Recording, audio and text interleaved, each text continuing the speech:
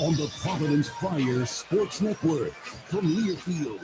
This is Providence Friars basketball, brought to you by Bank Online.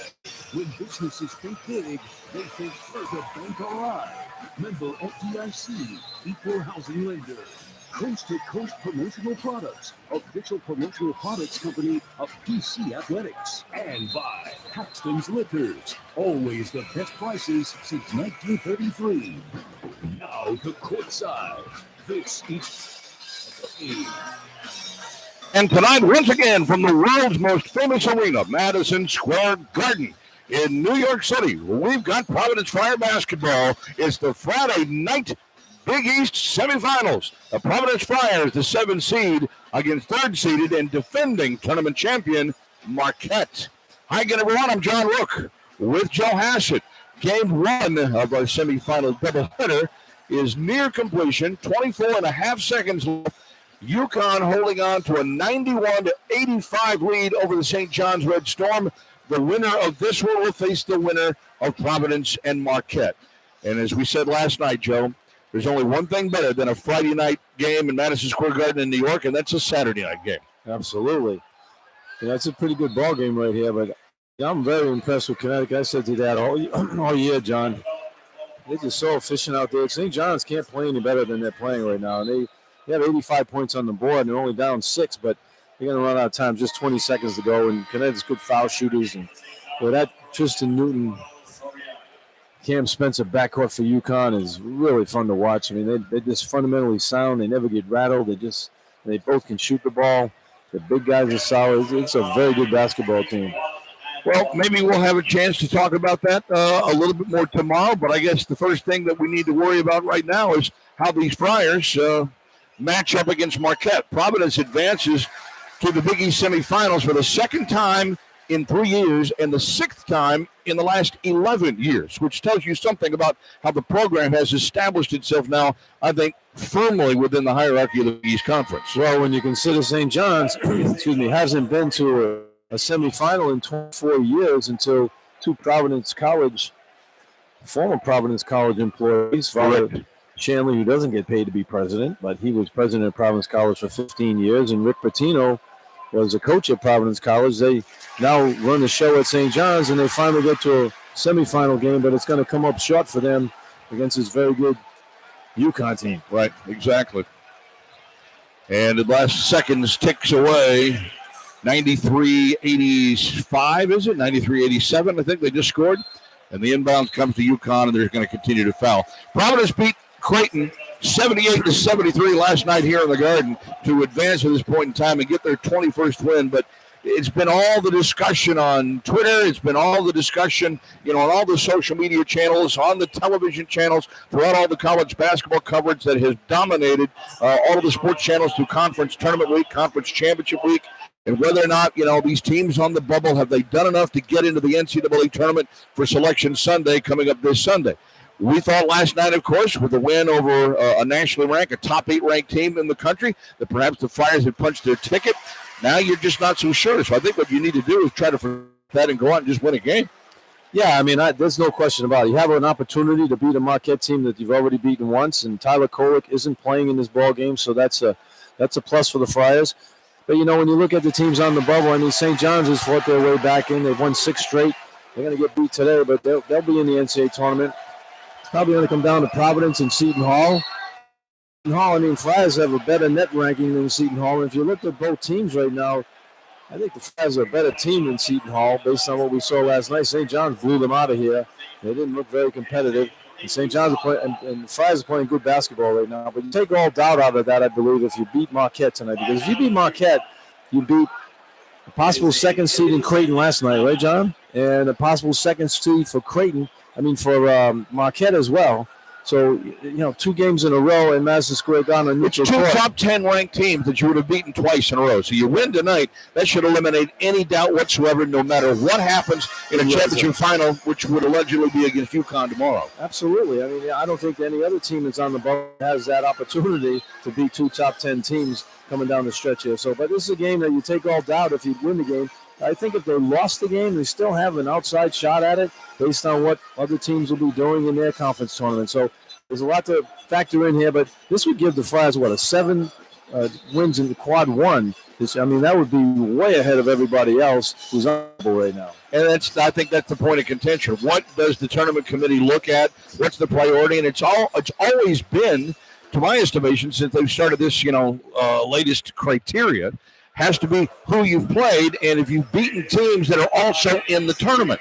That would indicate the Friars have done that. Nobody else has more. In fact, of all the teams that are listed on the bubble, no one's even close to Providence in terms of quad one wins. Yeah, they got all the metrics, as you call them, or the data. That's the big word in the day and age today is data. But, the eye test as well. The Friars have a tremendous player in Devin Cutter, who's the player of the year in this league, a very good league, a lot of good talent in this league. And, I think the NCAA likes to put that kind of a talent into the NCAA tournament. No question. And the Friars are playing very good basketball right now. And you want to put teams in that you feel have a chance to win. The committee, when they look, they size teams up and say, well, let's put a team in there that's playing well and have a chance to win. So, but as Mingus says, let's just keep winning, and then that will take care of itself, and that's what he's got to do. Well, we'll talk about it to Kim in just a little bit as UConn inbounds the ball, and they have gone final here in semifinal one. Second-ranked and top-seeded UConn beat St. John's 95-90. What an offensive shootout. It was. These teams are very efficient offensively. St. John's, they pressed the whole ball game. Typical Patino teams trying to turn you over and weigh you down. But it doesn't work against this Connecticut team. They're just too good at every position.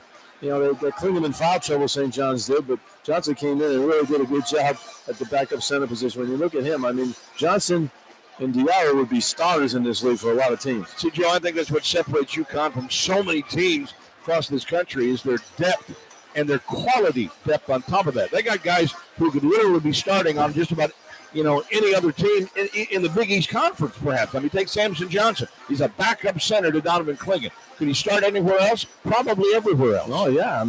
UConn put up 95 points in this one. That's the most points since DePaul scored 97 in 2011. So, they're not only efficient offensively, they play pretty good defense as well, but they got a wagon at the UConn team. They're very, very good. But, Friars have this second one coming up right now, playing the Marquette team that played good basketball last night, won in overtime against a Villanova team that beaten the Friars twice. But Marquette did a good job of executing down the stretch. When you think about that game down at Westside game, Iguodala only had 3 points. He scored a free throw in overtime, but he made a big jump hook in overtime to put them up by 3. Right. And that was the winning shot in the ball game. So I don't expect him to have another bad game in a row. But the Friars defensively, like I said to you before, I think they had 6 guys on defense last night in the first half. They need to play that kind of defense in this one. No question. And we'll get into some of the nitty-gritty on that one a little bit, but I want to go back to it for a moment to Villanova. Villanova, of course, lost last night to knock them out as Marquette advances and beat Villanova in overtime. Does that eliminate the Wildcats, and does that get them off the bubble and help Providence? I got to believe so. They looked off to Paul. If you're looking at that game and you're on the committee, Paul lost every Big East this year, and they should have won that game. But I think Villanova has shown enough to be in the tournament the way they played last night. And, you look at the blowout by Seton Hall, even the Friars are playing better than both those teams there. But the Friars win tonight, that'll definitely get them off the bubble. But I can't see Villanova in the tournament at this point. Yeah, and that's what I was thinking last night as well. And, of course, there was a last-second shot at the buzzer in regulation that looked like it went for Marquette. It did not, and then you're thinking, here we go. Villanova is going to be living a charmed life. But then, as you said, Oso Ighodaro hit a huge shot in the overtime to help give them the win last night over Villanova. It was 71-65 in overtime last night to advance to the semifinal. And, of course, Marquette is the defending conference tournament champion. They won this tournament and the regular season title a year ago.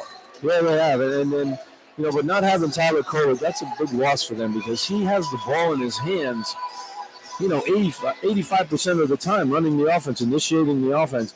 And they struggle a little bit in the half-court set because he's not out there. Iguodala ends up running a lot of the offense at position for Marquette without it.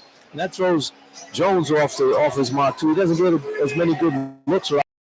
He has to initiate the offense a number of times as well, and that takes away from his shooting. So these guys have to play different roles. Stevie Mitchell Had a good ball game against the Friars. He's 5 for 6 down in Marquette. He's not known as a shooter, but he's been making 3-pointers since Kolick has been out. So you have to know where he is. But Mitchell has a tough job. He's going to have to guard Carter in this ball game. And sometimes when you have to guard the best player in the opposition, that affects your offense, except if you're Devin Carter. At least that's the way it's been thus far. We're likely not going to tip this one off until 8:15. That's about what it looks like, or 8:17, as the 20-minute clock between games has just started. The two teams have just come out here onto the Garden floor in their warm-ups because of the length of UConn and St. John's, and that is typical for tournament play just about anywhere you go. So we're looking at going here for a tip somewhere around 8:15 here Eastern time. In the meantime, there's so much more that we can go over here concerning last night's win over Creighton. And while that was a sixth quad one win for the Friars overall, and maybe an evening 7, who the heck knows? I think we'll find out a little bit more about what the expectations would be of the NCAA selection committee following this weekend, if the Friars get in or if they don't, or if teams with quad 3 losses, of which the Friars don't have any losses in quad 3 or 4 this year, and yet they're still being called a bubble team. It's just beyond my imagination, when it comes to, considering other candidates across the country. This is not to denigrate the other teams, but when teams have bad losses, that's supposed to take away from you. Providence doesn't have a single bad loss, and that shouldn't take away from them at all. I agree. And a couple of teams the Friars have beat early on that had some rankings to them, especially Wisconsin. They're winning. Wisconsin won their conference game today, and Georgia won their conference game. So those are two good wins early in the year where the Friars had a decent net, and those teams fell on hard times, but now they're winning again. So that should help the Friars as well, numbers-wise. But I think when you match up the teams and you look at that quad one winning and the Friars playing on the road, I think that'll help them down the when the selection. But you hate to. It's almost like when you're playing a tight game, you hate to leave the last calls in the officials' hands because that's how you get beat. So if you win this game, I think you get out of the officials' hands and you'll end up being in the tournament. Yeah, and I think that's that's the kind of quote-unquote mindset that the Friars need to have tonight. And their defensive play last night against Creighton was as good as I think maybe we've seen them play. Certainly their first 20 minutes was as good as we've seen them play almost all season long. Yeah, I mean, they played great defense the whole game, but that first half, they were like all over the place. 5, 6 guys on the floor, it felt like. And in the second half, they made some big defensive plays. Corey Floyd's steal on Kalkbrenner when they throw the ball in. I mean, Kalkbrenner gets that pass, he scores. It's a 3-point game, but the Friars get the steal and then score it on the other end, make it 5. That basically iced the game. But I thought the way Jaden Pierre played, John, I mean, that was clutch the way he played. That's what I was impressed with him. He didn't back off. He made a couple of good moves, missed the shots, but he still took those moves and didn't stop playing. It's a big 3-pointer to put the Friars up by 2 after they had fallen down one. So they had control of the game. They were up 10 points most of that second half, and he made some clutch plays. And then Devin Carter closed it out for the Friars. He scored 6 of the last 8 points, and he could go to it. And he didn't have to do it all himself, Devin Carter. He had some help last night. That's a big reason why the Friars won. So the Friars were able to turn the tables on a very good offensive team, one of the best offensive efficiency teams in the country, in the Creighton Blue Jays last night. And against Marquette, again, as we've said, Cumberland native Tyler Kolick still not going to play this evening, being kept out with the strain that he has in his upper torso, and the hope is that he will be fully ready to go for the NCAA tournament next week. Won't help them tonight. If they beat the Friars, it likely won't help them in a potential tournament championship game against UConn tomorrow night. But that Marquette has now played without him for a few games, and they've now started to learn how to win. Then it took the Friars a while. It took them 4 or 5 games to learn how to win without Bryce Hopkins when he was knocked out for the season with his knee injury back in January. Marquette looks like they've got enough depth to where it's only going to take them 3 or 4 games, and I believe this is now, since he was out, 1, 2, 3. This is the 4th game since he's been out. Yeah, Marquette has a little bit more depth and size. When you consider the Friars lost Hopkins, they basically lost their power forward, and they only have one center. So with Oduro, so they were able to adjust to it and won some ball games. But the difference that these two teams have, I think, though, is not a difference, but they both play similar. They're very scrappy and physical. Friars played Creighton last night. When you get up on Creighton, chest to chest, and bump them around a little bit, they kind of back off. They like to score. They like the game free-flowing and wide open. And when you get physical with them, they're not as effective offensively. And that's what the Friars did to Creighton. But when you play Marquette, they like the physical play. Shaka Smart likes to get physical, likes to push people around. And the Friars play the same way. So they're mirror images of each other. They're not a big team. Iguodala's not a big playing center. They have a lot of good guards, just like the Flyers do. So it's going to be more of a perimeter game, and it's going to be physical. So you have to come out there and, it always comes down to making shots. You can talk about all the what you want to do, but you have to make shots. And this Marquette team is very good at making shots like they did the last time we played the Flyers. The Flyers are going to take that three-pointer away. Yeah, the one thing, of course, that Tyler Kolek did extraordinarily well was create opportunities for his teammates, leading the nation in assists at 7.6 per game before he went down with the oblique strain injury. So they don't have that, which means that others have to take it over. Those duties have largely fallen to two players, Stevie Mitchell and Chase Ross. Ross, a 6'5" sophomore out of Dallas, and Mitchell, who did not face the Friars back in December when Providence beat Marquette at the AMP, but he had a very good game against Evan Carter when Marquette turned the tables on in February last month in Milwaukee. Those two guys, I think, are two guys that certainly will probably take it upon their shoulders tonight to see what they can't do to make up for Kolek's absence. Yeah, Stevie Mitchell's a good point. I mean, he didn't play against the Friars the first time, but they had Kolek play. And Stevie Mitchell is more of a defensive player. Now he has to look at his offense a little bit more because of Kolek being out there. Kolek not out there. I mean, Kolek and Iguodala is probably one of the best two-man games you have in the country. I mean, Kolek was so clever going with the left hand, the right hand. When he comes off the screen, he'll throw the little lob to Odero, or he hits a little floater himself, or he'll do a swing pass to a reverse corner to Jones for a wide open three. So Kolek, with not having that dynamic, nobody on that team can do what Kolek can do in that type of game. And that Iguodala suffers with that, and so does Jones. They don't get as many looks without Tyler Kolek on the floor. But Stevie Mitchell's a defensive player. David Joplin has stepped up his game a little bit more, too. He's making three-pointers in the corner, and he's one of the most physical players. And he had a good game last night against Nova. That's a big reason why they won the game. He made some big shots, and he got some rebounds. So, guys who played against the Friars last time, they had good games. Norman came off the bench. He was, 2 for 21 from three, and he makes 2 3-pointers in that game. So you got to find those guys who are more role players. You got to try to make sure they don't have an effect on the game. And I think the guy that probably should concern the Friars the most of all tonight is Cam Jones, 6'5" junior from Memphis, 16.7 leads Marquette in scoring. He was a big-time snub by the Big East coaches for the all-Big East teams here in the postseason. He was preseason second team. He didn't make nothing. And and I'm stunned by that. I'm actually stunned by that. This guy is he shoots 41% from three. He's 75% from the line. He's actually sixth in the Big East in overall field goal percentage for a guard, mind you, at 51% from the floor. This is a guy that can shoot the ball. Yeah, I mean, that's a good point, too. But you look at Cam Jones and you look at Caravan for Connecticut, he got a big-time snub, too. He didn't make any team. So you put Jones and Caravan on a team, and you could probably find 3 other guys in the league to put them, and they'd have a pretty good ball. They'd have a great team.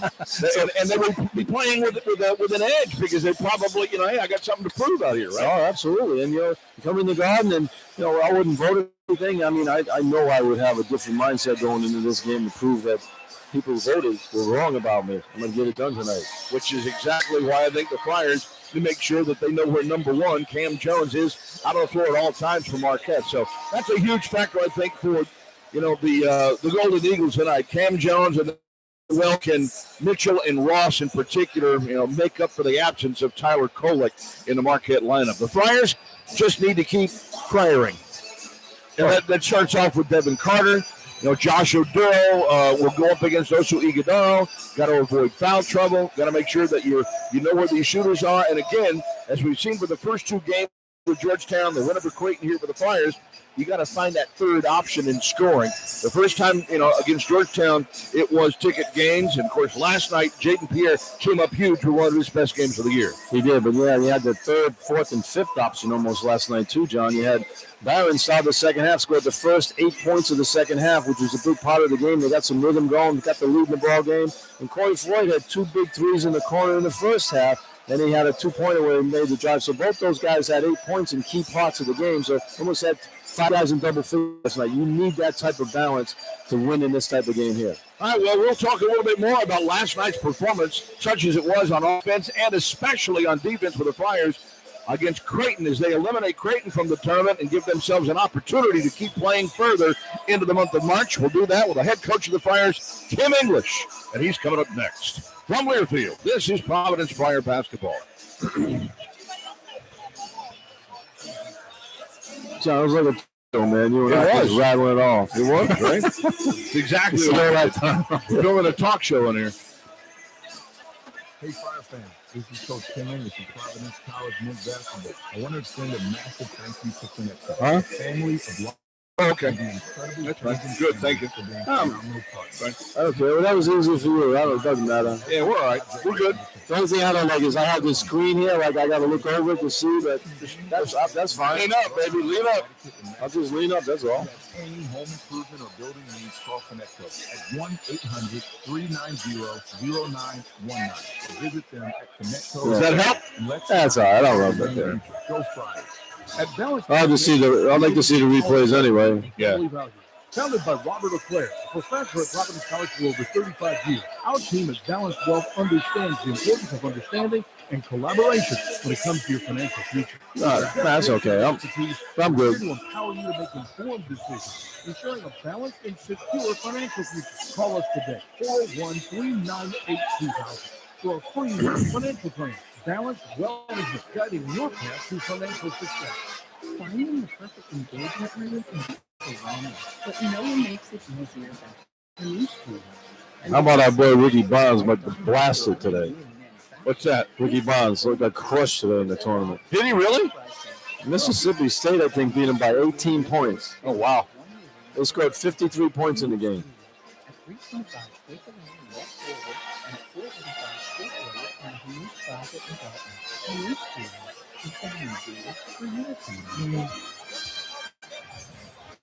Go back inside Madison Square Garden. It's time to visit the head coach of the Flyers, Tim English. Marquette, first time ever to meet in the Big East semifinals. First coach. So you're planning on Twitter, huh? Last time, maybe? Twitter. I had to bust his chops. Yeah, that was it.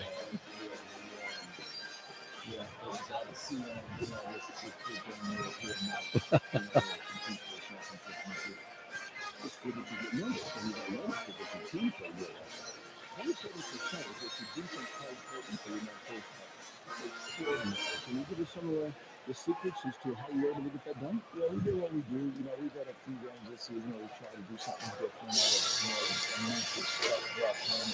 But after we know we're going to need this game who we are, try to be who we are. We were up last night. We were one of the best defenses. We've been one of the best defenses in the country last season. And hopefully we're getting back to those days. Well, it's really a great way to set further play here, because you guys are strong and all over the floor. But it's great outside defense. Guys are covering for each other. I mean, that's just connected in case of winning maybe you've had all year. Yeah, well, if you have a five-man that's not a great team that we can really play off of and get a lot of help from guys. Just can really get that confidence and really deny that and put things to us. All right, our officials. Gaffney Simpson. Yeah, Kim told me he likes Gaffney. I mean, I said I don't like him. I hate Clockerty. Clockerty's weak.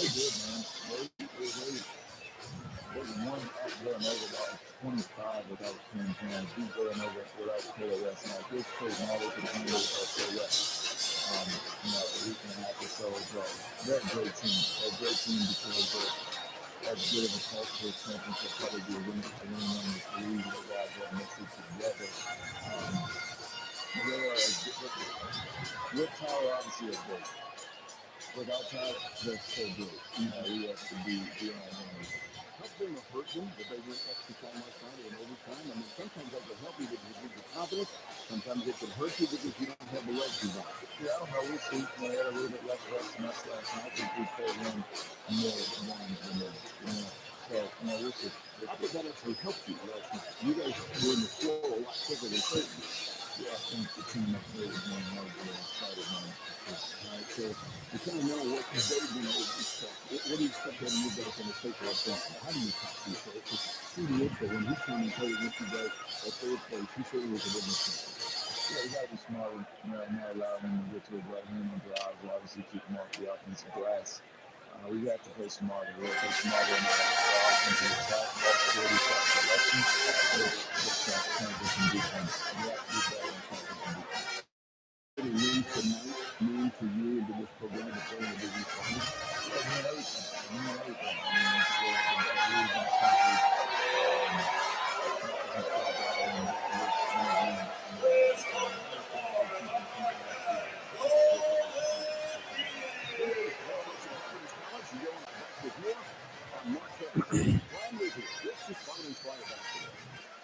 In 1933, our grandfather, Tom Hassett, started out selling beer and wine in a small liquor store in Owensboro, Rhode Island. And in 1962, our father, Jack Hassett, moved Hackney to its present location on Route 3 in Wall. What do you want to do for the matchup? That's a good one. I think Iguodaro and Oduro. All right, because I think the other guys are all, everybody's about the same out there. But who gets Cam Jones? Do you think that'd be Carter? Yeah, I think Carter will play Cam Jones. I think, yeah. Sometimes he starts Jaden Pierre on him and tries to deny him the ball like he did to Ashworth last year. I think what he likes to do is you don't want to get a good shooter off. You don't want to get him going early. Then it's really tough to stop him. Yeah. But he'll probably play maybe Joplin. No, Gaines will probably play Joplin. Joplin's pretty good, but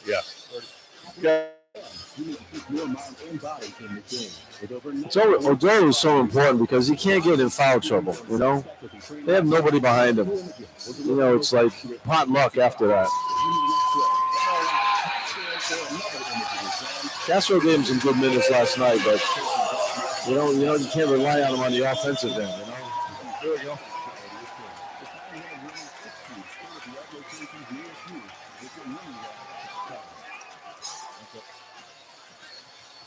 John Rooke, Joe Hassett back live inside Madison Square Garden here in New York as we continue with our pregame report. And it's time for our Midland Roofing Protect This House matchup of the game. I think it's kind of obvious we want to look inside at least because Oso Iguodaro, you mentioned him just a few minutes ago, not scored a lot last night in their overtime win over Villanova to get into this semifinal game. But he's a huge key, I think, for them overall. If somebody's got to fill in some of that scoring gap without Tyler Kolek.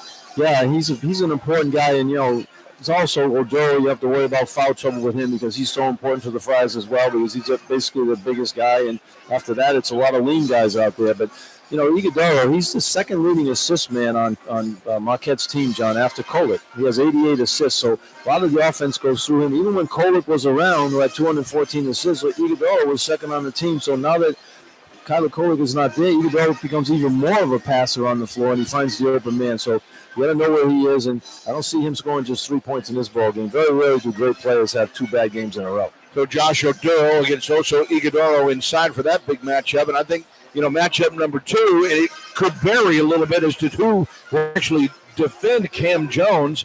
In the past, we've seen Jaden Pierre on Jones, but I can't imagine that they won't switch it up on him. Yeah, you'll see Carter on Jones at some point in the game, but depends what Kim English wants to do early. You don't want to wear out Carter running around chasing Jones on screens, and it seems like Carter never gets tired anyway. But you want to get him out there and get him in the flow offensively first with Carter. And then whoever gets hot, he's going to play. If it happens to be Joplin shooting 3-pointers, they'll put him on him. But Cam Jones is a key guy. And one thing I always tell you is when you have a good shooter out there, you don't want that guy to see the ball go through the hole too many times early on because now defensively you have a tough time stopping him because he's in the zone. So you try to prevent it happening by putting good defense on him. Well, as we mentioned a little bit earlier, Marquette is the defending Big East tournament champion, having won it last year along with the regular season title. The Friars have actually been in a Friday night semifinal now 2 of the last 3 years and 6 of the last 11 years overall here in the Big East Conference.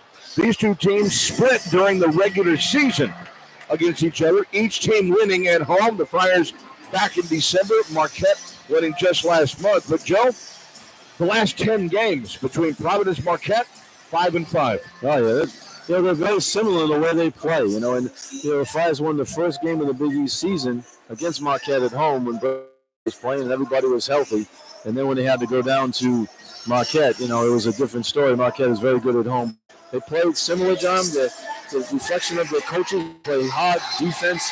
They're physical. Neither team has great size, but they use you with speed and quickness, and they try to get after you on the physical side in the backcourt. What's better than a Friday night in the Garden? Saturday night in the Garden. Exactly.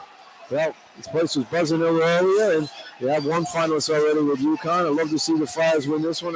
I don't know if it's ever been done before. We have to look it up, but, to have an all-New England Big East final, I don't think we've seen that. I don't remember we've doing the games for 36 years. I don't remember 2 New England teams playing in the finals of the Big East. So that's what we're shooting for tonight. We'll have the starting lineups, and we'll tip it off. Providence, Marquette. It's next. From Learfield, this is Providence Fire basketball. We're back with the action. Coke Zero Sugar might be the best Coke ever. That's right, Jim. With an irresistible taste and zero sugar, Coke Zero Sugar is a must-try for any I think we have to sports fan. stand. So make sure you... Wait, Jim, I didn't mean try it right now. We're still on the air. Best. Do you have the PA tonight? Take a taste, Jen. Okay. Really? No, not right now, Jen. We got a game to call. I figured I'd ask you first. See, I go to school, I do my chores, but I also have my own goals.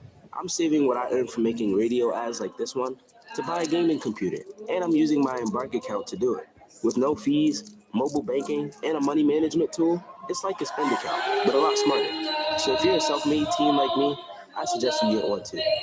The Embark account, banking for the self-made teen. Navigant Credit Union, federally insured by NCUA. Hey, Fire fans, this is Coach Kim English from Providence College men's basketball. I want to extend a massive thank you to Finetco, the family of Lumberyard, and the incredible Finnegan family for being phenomenal partners. Finetco embodies an elite mindset in every project they undertake. It's about seizing the moment, just like on the court. With 3 convenient locations across Rhode Island, Connecticut, and Massachusetts, if you have any home improvement or building needs, call Finetco at 1-800-390-0919 or visit them at finetco.net. And let's unite to build a winning future.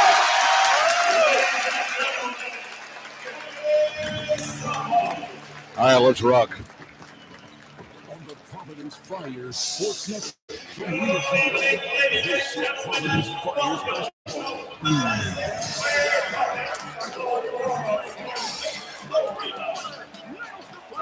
Flyers basketball is brought to you by your Providence Learfield, proud sponsors of Providence College Athletics, Coca-Cola, together, World Public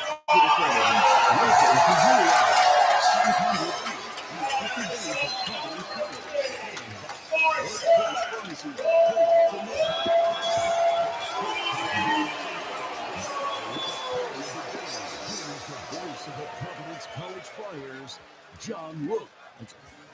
And tonight, the world's most famous arena in Madison Square Garden, New York City. It's the Big East Semifinals, Providence and Marquette. Hi again, everyone. I'm John Rooke, along with Joe Hassett. Flyers and the Marquette Golden Eagles having split during the regular season. They've each won 5 of the last 10 games between the two teams over the last 5 seasons as well. And so now it's time to decide it. The Flyers, the 7 seed, Marquette, the 3 seed, and defending tournament champions coming into this one tonight. Providence overall, 21-12 of the season. Marquette, 24-8 on the year. So we'll do something a little bit different tonight to get it going, to give you a little flavor of the Big Apple, a little flavor of the big city here, because they always do something special when they introduce the starting lineups for both of the teams at the Big East tournament. So as long as we have it, Mike, let's do this. Let's join the public address announcer for the introduction of the Flyers tonight.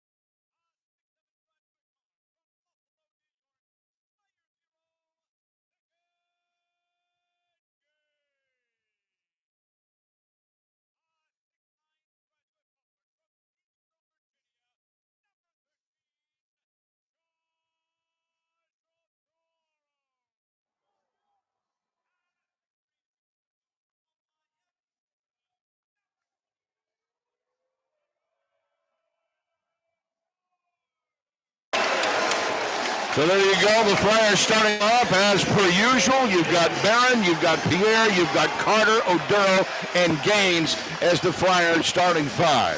Providence, of course, again, as we said, 21-12 overall to get to this point because they knocked off Creighton last night in the Big East quarterfinals to get to this round. You hope that you can get a little momentum here early, Joe. Well, this is their third game in 3 nights, and you know, so these kids are used to playing that like in their AAU days where you play 3 games in 1 day, so they're all in good shape.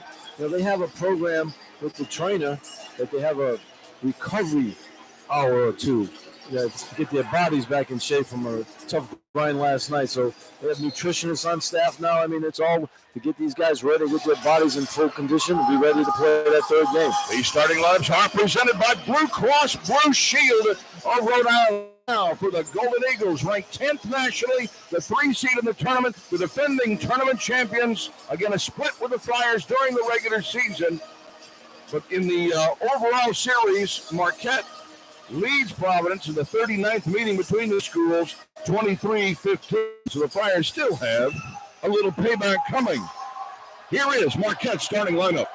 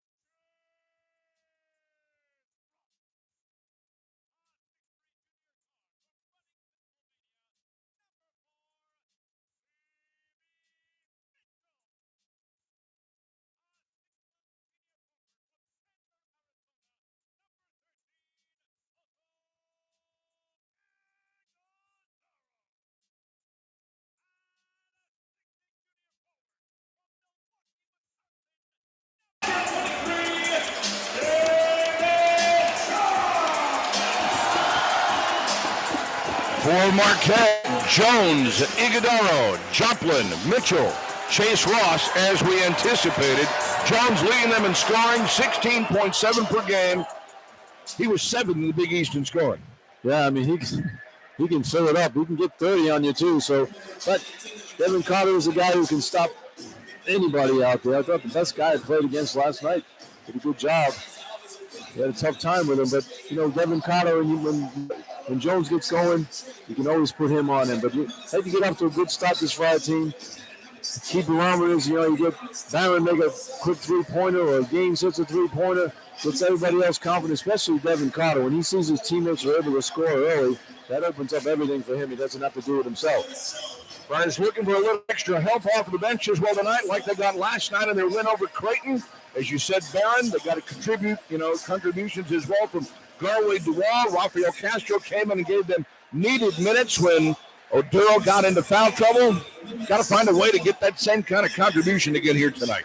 Well, it's all defense with Kim English. He wants them to come out and be physical, overplay the passing lanes, and overplay the players they're guarding. That's what they did last night, John. They couldn't get the ball with their players because they face guarded and wanted them to go backdoor. Creighton ran a couple of backdoor plays, but not enough of them. And the Flyers were able to disrupt their offense significantly. Marquette does the same thing. So it's going to be who's going to play the best defense in this ball game, obviously, and who makes the most shots because both teams can shoot the ball. You got to stop each team. Flyers had allowed 50 made 3-pointers in their previous 5 games going last night against Creighton, but the Blue Jays, 6th in the nation in shooting the 3-ball, were held to just 6 made 3s last night. Yeah, Kim, in those games where he gave up a lot of threes, he started to do more double teaming, trying to help out Oduro, with the foul trouble. So he was doing more double teaming, and teams that can shoot the ball are throwing the extra pass and knocking down the 3-pointers. The last couple of games, he's gone away from double teaming anybody, just fighting over the top of the screens, making his opposition make tough twos and taking away the 3-point shot, and that's how you win. Well, the Flyers team last night, tonight they'll be the visitor because they're the highest seeded team or the lower seeded team, 7. So they're running the road blacks tonight. White numerals, white lettering, white trim on the predominantly black Providence road uniforms. Marquette is the home team in the 3 seed. They've got the yellow gold jerseys, dark blue of the yellow gold pants. Big East officials, Tim John Gaffney, Lamar Simpson. Here's the opening tap. Golden Eagles control it in the backcourt to our right. They'll go right to left across the radio here in half number one. Man for the Friars to open up. Stevie Mitchell has it well out of the perimeter. And he's got Jaden Pierre guarding him early. A handoff to Ross. Ross will move on Barron to Jones, who gets Carter to start the game. Iguodala is going to go up with a short jumper from the foul line and score. Well, he didn't score till the early time last night. He scored the first hoop of this ball game here. So, you know, he's going to pick it up offensively in this game. It's almost like a little jump hook from that free throw line. And that'll be interesting to see how Oduro matches up with him as we get going foot. Friars basket to our right here in the opening half. Pierre, top of the key, drives down the right side. He's going to lay up high off the glass. It won't go in. And the rebound punches out to Ross. That's a good move by Jaden. No, just missed the shot. Now for Iguodala up high with it. He has it outside the three-point stripe. Crosses over, gets into the lane on Oduro. Left-hand jump hook is no good. Offside rebound for Gaines. Take it and go with Oduro. Iguodala that time looking for his offense a little bit more. Here's Carter driving, finding Iguodala down low on the block, kicks it back out on the high post for Oduro. He's got Mitchell guarding him. Here comes the double team on him. Comes cross court to Barron, right corner, back to Barron. Barron fakes, drives, kicks it out. Three-pointer, Pierre.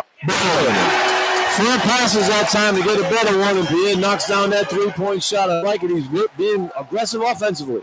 15 big ones last night. Gets the Friars a quick lead. Jones follows down the lane and cutting to the basket. Joplin for a layup. The Friars fell asleep watching Jones dribble the ball like that. They didn't take away the middle.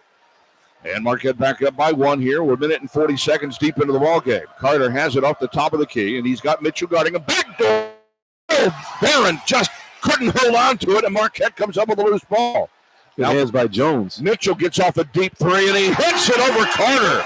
Well, he's looking for the three-pointer a little bit more. And somebody's hurt right now for Marquette, number 2. That is Chase Ross, who looks like he is holding his left ankle down near the mid-floor line and was looking away at the Friars inbounding the ball. I didn't see if he turned it or if he ran into somebody. Yeah, I didn't see that play either. I was watching the ball go through the hoop, and then all of a sudden he's at mid-court on the floor.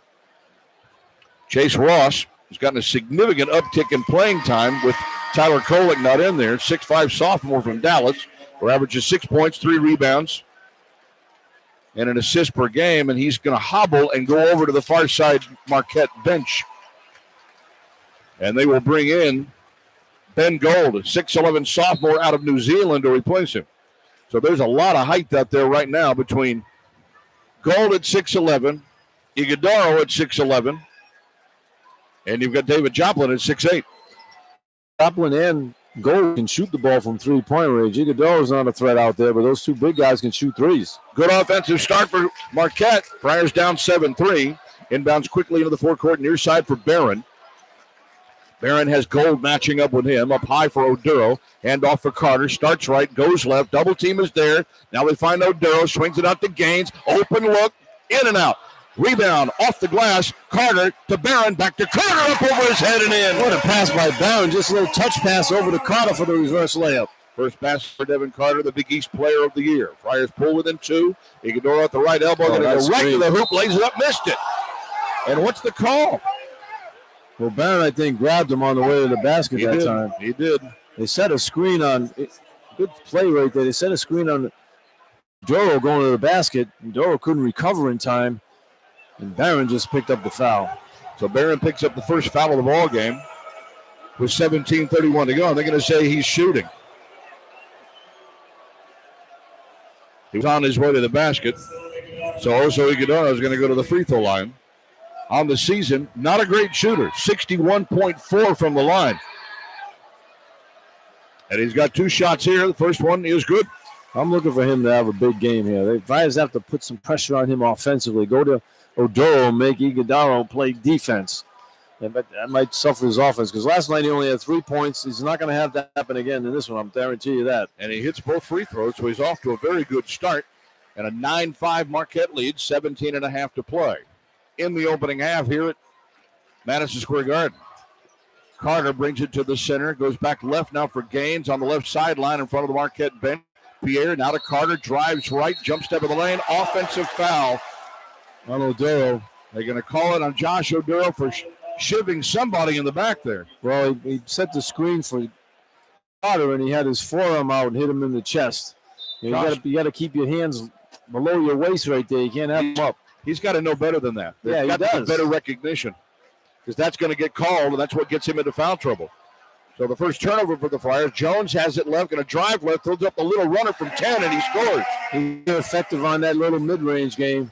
Right now, Marquette is hitting on all cylinders on this one. They've hit 80%, 8 for 10, or I think it's 4 for 5 more accurately. Driving Pierre, bounce pass out to Barron. They find Carter, goes cross court. Now for Oduro at the left elbow. Oduro's going to try to punch his way in. There's the double team, steps through it. Right corner, Pierre's wide open. Nope, can't hit it.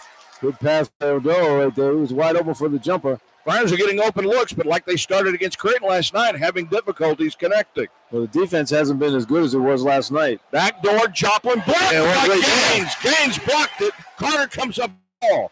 Now Carter in transition. Backs up, thought about the three, shifts it to Pierre on the right side. There's a shovel pass. Oduro turn face, double team comes, out to Carter, fakes left, drives right, left corner. Barron doesn't get the shot off, and it bounces, won't go. The rebound taken by Oduro. He whips it out of there, and a ball is called by Lamar Simpson. Providence will keep it. Shaka Smart's on the court yelling Ben Gold. I mean, he ran all the way to the 3-second area. I don't know. Shaka is one of the worst defenders amongst any coach I've seen this year of running onto the floor, whether it's no time on the clock or there's play on the clock. He never gets technical. He never gets a technical. Kim's gotten 4 of those this year. Shaka hasn't been flagged once. Flyers inbound from the baseline. They bounce it in the right sideline for Oduro, who underhands it out to Carter. Carter uses him as a screener, stops. They leave him alone. He bounces to Oduro again. He's going to drive inside on Iguodaro. There's a double team. He kicks the ball back out to Carter. 6 to shoot, 5 to shoot. He still has it. Crosses over. Goes to the rim. Scoops it up. Got fouled. Good job by Carter. That's tell you what's great defense by Marquette so far. Oduro's got to realize they don't double team him until he puts the ball on the floor. Once he starts dribbling, that's when the double comes. Goal will be called for the foul. We got a first time out of the ball game. 15:47 to play. Good offensive start for Marquette. They lead Providence 11-5. From Learfield, this is Providence Friar basketball. At Kent Hospital, we're committed to providing you and your family with quality, compassionate care, offering a comprehensive range of services from cardiology. Oh, they're going to give it to Jones? All right, they're going to give it to Jones. I'd rather have him have the foul. Locally focused, nationally recognized. That's the difference that Kent Way makes. When you need a partner you can trust, New England's Kent Hospital is here to help you navigate every stage of your healthcare journey. Serving Central Rhode Island and beyond. Visit our easily accessible location in Warwick, Rhode Island, or at kentri.org. Experience the difference Kent can make, and let Kent Hospital be your partner in care. It was your father's leather chair and his father's before that. It's where you can sink back from a busy day and enjoy some well-crafted coffee, which is why you also choose Bank Rhode Island. Because with a straightforward delivery of services and our commitment to serve with integrity and trust, you have a bank committed to craft the comfort of a better banking experience. It's banking well-crafted from Bank Rhode Island. Member FDIC, Equal Housing Lender. Audi Warwick has your favorite SUVs like Q5 and Q7, as well as our extensive e-tron electric vehicle lineup. Looking for more performance? Come in and experience our S and RS models. At Audi Warwick, there is no ordering or waiting. We have over 75 new vehicles in stock for you to test drive and take home today. Audi Warwick is a winner of multiple awards, including Audi Magna for the past decade. We offer pickup and delivery, complimentary Audi motor vehicles, as well as on-site roadside assistance within 30 minutes. Stop by Audi Warwick for a no-hassle buying experience with our knowledgeable staff, or visit AudiWarwick.com for a full selection of our 24 model lineup. Say you heard on the Flyers Game Pass for your exclusive PC discount. Audi Warwick, Rhode Island's premier Audi dealer. Providence College basketball brought to you in part by Dave's Marketplace. Fresh take of the game. Joe Hassett, what are your thoughts? Well, I think the Marquette defense has been really good. It looked like Providence's defense last night. They're doing a good job.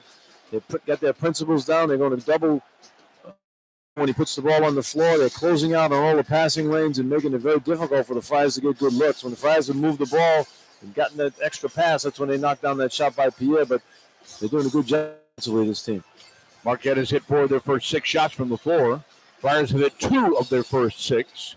Providence 1 of 4 from tried one and made it. Rebounds here in the early going. It is a 4-2 advantage for the Friars. Well, Carter's going to go to the line here now for 2 shots. Good play by Carter because the defense was trying to take away the 3-point shot. The shot clock was down to 5, and he didn't settle for a fall-away 3, which he's very good at from 3-point range. He got to the basket. and gets himself on the foul line for 2 shots. And they're going to give that foul to Cam Jones rather than to Ben Gold, so that's probably just as well. First foul of the ball game called on Marquette. And we'll watch the turnovers as well tonight because the Friars did such a great job of taking care of it against Creighton last night.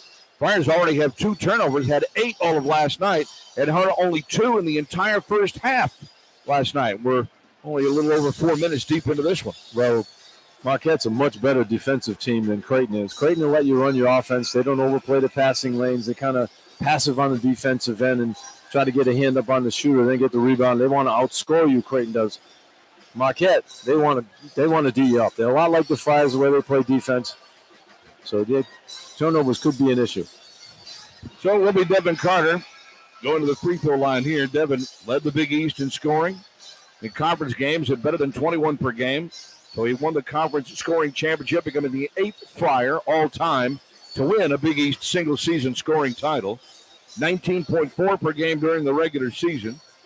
8.6 rebounds, so he was first there and also third in rebounding in overall games during the regular season. Finished 5th in steals and 12th in assists. He's been phenomenal all year. I mean, the guy is 6'4" and he averages 9 rebounds a game. Go along with all his scoring and his defensive prowess, block shots. I mean, he does everything on the floor, Devin Carter. Had 19 points, 9 rebounds last night against Creighton as he hit the first free throw here. And the Friars were perfect from the line last night, Creighton. They were zoned in the whole ball game. Best night of the year at the foul line, 14 for 14. Second shot here for Carter is on the way, and he got them both. He's got 4. Friars are pulled back within 4. Creighton with the basketball. Mitchell has it in the backcourt, finds Cam Jones on the right side, picked up by Carter. High post for Iguodaro. Iguodaro dribbles right into the corner for Jones. Jones comes around the screen, dribble penetration into the lane, stops, dumps it back outside for Mitchell. He drives on Pierre. Pierre reaches in and out of bounds. He knocked it off of Mitchell, and he stepped on the baseline. Good D right there. You see, Marquette lacks that pick and roll, pick and pop when Kolik's not in there. They have Iguodaro at the foul line, but when they have to run their offense on the perimeter, they're not as comfortable without Kolik out there. And the Friars just took everything away that time, picked up the turnover. First sub of the game, Barron comes out, and the Friars will put Corey Floyd into the game. Pierre with the ball on the forecourt left side, uses a high screen, rolls to the right. They leave him alone. He fires the 3 off the rim. It's no good. Long rebound chase down. Pierre had it in the lane, and it gets away from him and picked up by Joplin. Well, Jones has done that twice. He's able to deflect the ball away and pick up the ball. Iguodaro handles at the free throw line, kicks it through to Gold, back to Iguodaro at the left elbow. Iguodaro shoots it quick back outside for Joplin. He's got 2 on him. Now the high post again for Iguodaro. Hands off for Mitchell. Mitchell gets around the defender. Doesn't have an open look. Out to Jones with 6 to shoot. Step back, 3-pointer on the way. No. And the long rebound goes out of bounds. It'll be Providence ball. Good deal right there. Friars with the Iguodaro. They're backing off him, making him make a decision who to pass to. But they're overplaying everybody. So they doesn't have a passing lane. They're trying to get some back doors, but the weak side help is there as well. So the defense has been good the last couple of possessions for the Friars. Mitchell comes out. Trey Norman, the 6'4" freshman from Boston, will replace him. Norman had a pretty good game against the Friars in their win in Milwaukee. Had 8 points in that game as they rolled over Providence 91-69 last month. Driving on the right side for Pierre, on the sideline with it against Cam Jones. Carter frees himself up between the circles, drives around left against Norman. Now he reverses back to the right, gets in lane, leans in, no shot. Back out to Floyd, who penetrates, elevates, got his shot stuffed. Coming up with the ball, Oduro, 4 to shoot. Floyd pulls it out, reverses line, and a hold with 1.8 on the shot clock. Boy, good job by Corey Floyd getting to the basket right there, but bad play by Iguodaro. The shot clock was at 1, and he reached in on that. When he had him boxed in underneath the basket, he had no place to go. Yeah, their defense has actually been pretty strong here in the early going. So first foul on Iguodaro, second team foul on Marquette. Friars get a fresh 20 on the shot clock, and Pierre will inbound it, baseline left of the basket. Jaden looks for the cutter. Carter has it. He penetrates the baseline. He's got 3 yellow shirts around him. He swings it out to Oduro. Now he begins to move into the post. Underhands to Carter, who goes baseline and gains for 3. Carter was fouled on the baseline there, John, trying to make it a pass. And they pushed him out of bounds. He picks up the foul. So it'll be Norman who picks up the foul. First on Norman. That is now 3 on Marquette. And again, the Friars will get a reset at 20. Well, Marquette's physical. They bump you and they grab you, and when you try to penetrate, they're going to make sure you don't get there. Orduro has the inbounds pass. He's going to work. There's the double team, and it's stripped away and stolen. Jones took it away from Orduro. He drives to Gold, who missed the shot, but a follow-up was there, and I believe the foul on the shot by Ben Gold. See, Orduro has to realize, if I realize it up here, he's got to realize when he dribbles the ball, the double team is coming. Until he puts the ball on the floor, they're not going to come. But once he puts it on the floor, they're coming over the double. They're coming. And Jones has done a good job. He's got 2 steals to other teammates, and he gets that one himself. Foul is called on Pierre, his first, team's third. It puts Gold at the line. And the 6'11 sophomore, 63% from the line on the season. Off of the bench, averaging 5 points and 3.5 rebounds per game, and he breaks that first one. Goodness. Marquette's really struggled at the free throw line late in the year, Joe. They're 70.8 from the line during the regular season, and that passed the Providence Friars for last in the Big East. Wow. This guy shoots 3-pointers in a pretty good clip. Man, that was a glass smasher right there. Second shot for Gold. Bounces and goes. That's his first point of the night. Golden Eagles lead at 12-7, 13:55 to go in the opening half, so the opening pace is slowed. Garway was checked in for Providence. He has the handle to the left side, and he's working against Chase Ross, who's returned. Now for Pierre, right at the top of the key. Bounce pass in for Orduro. There's the double team. Spins out of trouble to the foul line. Gets it over to Gaines in the left corner. No shot. Back out to Orduro on the high post. Handoff for Duval. Duval looks for dribble penetration left with 3, with 2. Floyd for 3, in and out. Oh, it was halfway down and it came out. Well, good defense again by Marquette. The shot clock was back to 1 again. Here's Jones with it on the left side, runs around the screen, goes to the hoop, lays it up, scores. Yeah, Jones having a good ball game on the defensive end, but he can finish at the rim with both hands. And the Golden Eagles now have doubled up the Friars. It's 14-7. Pierre with the ball between the circles and a whistle.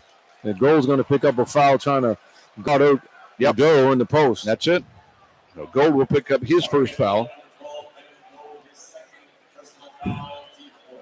And that is 1, 2, 3, 4, 5. Yep, that's his second foul already. So he's going to come out of the game, and they'll bring David Joplin right back in. So quick foul trouble there for Gold. It's funny. When the different teams you're playing, the different personnel, Joe's basically had his way. They spread the floor, and he's been able to beat the big guys for his opposition. But this Marquette team, the big guys are mobile, especially Iguodaro.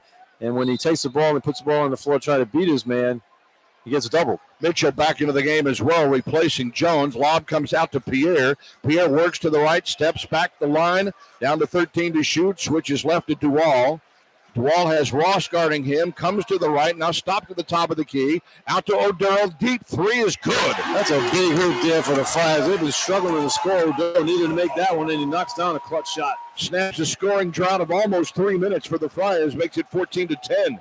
Mitchell left wide open, top of the key, no. Rebound for Orduro. Well, you want Mitchell wide open. I mean, he's not a bad shooter, but he like to take those shots. Now for Pierre on the left wing. In front of the Marquette bench, he reverses, goes right to the rim, kicks it out to Gaines, open for 3. It's in and out. And he's had 3 go in and out here in the first half already. Yeah, good looks, too. But by Floyd and Gaines. Ross to Iguodaro, up high with it, begins to dribble right, gets to the elbow, gets into the lane, throws up the runner, scores.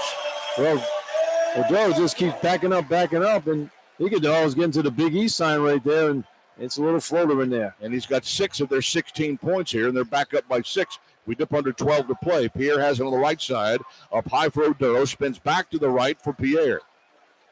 Jaden has Oso Iguodaro coming out on. Keeps the dribble low, penetrates, gets into the lane, stops, out for Floyd, who drives right to the rim, lays it up and scores. That's what he's got to do. I told his father last night, I said, when he goes to the basket, don't stop and pump, elevate. He gets up there, he's strong enough to finish, finishes that one off nicely. Yeah, he's got a good, strong hops on that one as well to get his first basket of the game. Here's Mitchell at the line, got it knocked away. Fairs come up with a steal. Here's Pierre, a 2-on-2, down the middle of the lane, a big crossover step, a reverse, and a score for Jaden. Nice move by Jaden Pierre to split the 2 defenders to get that off with the left hand. And the Friars are within 2, 11:15 to go in the half. Mitchell, right sideline, high post for Iguodaro. Iguodala moves to the foul line again. He's going to go up another one of those short jumpers, and he missed that one, and Gaines gets the rebound. Looks like Kim Ingles says, hey, Iguodala, you're going to have to score 40 in this one. We're going to make you take shots. Here's Pierre, penetrates, gets to the right elbow, now reverses to the top of the key, kicks it up to Gaines, fakes the three, back out for Pierre at the top, goes left for Duval, feed to Oduro in the post. Waiting for the double team. There it comes. They kick it out to Jaden. Wide open Gaines. Right corner doesn't take the shot. He elevates, got his shot blocked, saves it. Oduro puts it up and got it blocked too. Wow, Price did a good job moving the ball. I thought Pierre should have shot that three-pointer. He was wide open. Should have had it. That was a good look for that. You got to take that shot. So Marquette controls it. 2-point lead at 16-14 for the Golden Eagles. Iguodala just walks it to the three-point line. Now makes his move right, spins to the right, scoops it over the hoop, and he scores. Yeah, you know, Shaka Smart says, listen, they're going to keep backing up. We're going to have Iguodala keep shooting. And that's what he's doing. He's getting into the glass on that one. And he's got himself a half going right now. He's got 8 of their 18. They're back up by 4. Coming up on 10 minutes to play. Pierre goes right to the rim from the left side and scores. Good screen there by Oduro. Free up Pierre. Pierre picking up where he left off last night, looking for his offense. 7 for Pierre here in the first half. And it's 18-16. Marquette by 2. Iguodala again with a slow dribble. Backdoor pass got kicked out of bounds by Duval. And I believe it will stay Marquette's ball after a timeout. 9:46 to play in the opening half. Friars were down 7 early, but they pulled back within a deuce at 18-16 from Learfield. This is Providence Friar basketball. While we can't predict what the future holds, we can help ensure our investment recommendations remain in line with your goals, priorities, and preferences over time. We're here for you every step of the way, dedicated to helping you prepare for what's ahead and ensuring you stay on track with your financial goals. To learn more, stop by our offices located in Providence and South Kingston. Visit JohnnyProvidence.com. Johnny Montgomery Scott LLC.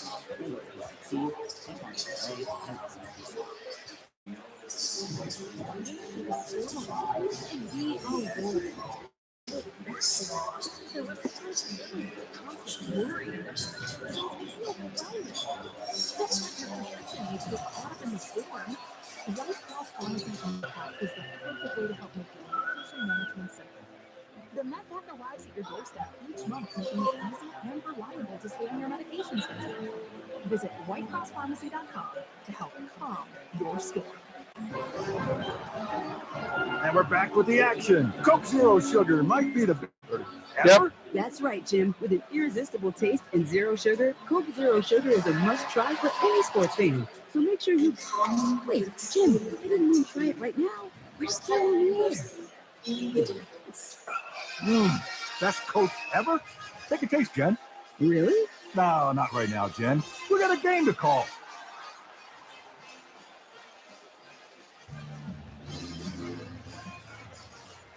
Providence College basketball brought to you in part by Finetco, a family of lumberyards. John and Joe back at Madison Square Garden, 2-point lead for the Golden Eagles. Yeah, Jaden Pierre doing a good job in this one so far. He's getting the ball to everybody, and he's scoring himself, looking for his shots. The Friars need to keep up the defense out here. Marquette, a similar look that they give the Friars. The Friars play the same way, tough defense. Iguodala has been the difference so far, though, for Marquette. He's 3 for 5 from the floor. He has 10 points in the ball. He scored 3 points all of last night's game in overtime in 45 minutes. So they're looking for him. And Shaka Smart has adjusted to where Kim English is going to play Iguodala. They're putting Oduro back on the Big East side and just backing off and making him take shots. You know he's not a good jump shooter. Yeah. So Iguodala needs to get to where he can shoot that jump hook or get to the basket. Friars started 2 for 10 from the floor tonight. They've hit 4 of their last 6. And Jaden Pierre's been a big part of that. Yeah, Jaden's running the offense nicely, but he's playing with confidence out there, and he's looking for the shot. You know, all year long he's been running the offense, but deferring on the shot, trying to get it to his teammates all the time. He'd go a whole ball game and take 5 shots. Already in this ball game, how many's Jaden's taken? Let's see here. Pierre's taken 6 shots so far in the ball game. He's 3 for 6 for the floor. So he's looking for his offense, and he needs to do that because Devin Carter, who hasn't been in the ballgame. He got a nice rest here in the first half, and the Friars are only down by 2. Yeah, you play those 3 games in 3 nights, John. You know, Kim has to be conscious of now minutes played. And Carter played the whole game last night. Doro played a lot of minutes last night, and you got to try to spell these guys against. Creighton's defense is not tough. You can run what you want out there. You're going to get good looks. But Marquette gets after you. They're physical. They overplay. A lot of bumping and grinding. That takes its toll physically. And with 3 games and the intensity the Friars have been going at, especially last night, that can weigh you down a bit. So you got to spell the minutes. Marquette will have the basketball, 20 on the shot clock. 18-16 lead over the Friars here with 9:46 to go in the first half. Golden Eagles have been 7 of 12 from the floor overall. The Friars are 6 for 16 overall. And it will be Cam Jones back in the game. He'll inbound the ball from the baseline to the left of the basket. Chase Ross is also back in. Inbound lob goes out to Iguodaro at the top of the key. Now comes left for Ross. Wide open, left corner 3. Rattles in and stays. And that is Zayd Lowry, 6'5" freshman out of Springfield, Missouri, who had just checked in. Boy, big shot right there. He was wide open, teed it up, knocked it down. So Zayd Lowry comes off the bench to pop a quick 3. Friars down 5. Pierre up high to Oduro. He waits for Dual to come over and grab it coming off his screen. Now Dual fights through a double team. Finds Oduro in the lane. He hesitates, kicks it to Gaines, right side for Pierre. Back to Oduro, and Oduro got a shot blocked. It's loose on the floor, and Ross picks it up. Good shot blocked there by Joplin. He came on the weak side. Friars looked like it had a nice look at it, but he elevated and blocked the shot. Yeah, I thought Oduro just hesitated on the offensive move there. Here is Iguodaro, gives it off to Cam Jones, who drives to the right, banks it up, no good. Rebound tip, Jones gets it again under the basket. He goes left and spins and scores. Well, Dual can't let him go with his strong hand that time. Jones, though, gets the rebound amongst 2 Friars right there, and he's the smallest guy. Just like that, Marquette matches their largest lead. Their backup as Carter drives, gets closed out by Iguodaro, and leaves it up for Gaines. High post for Oduro.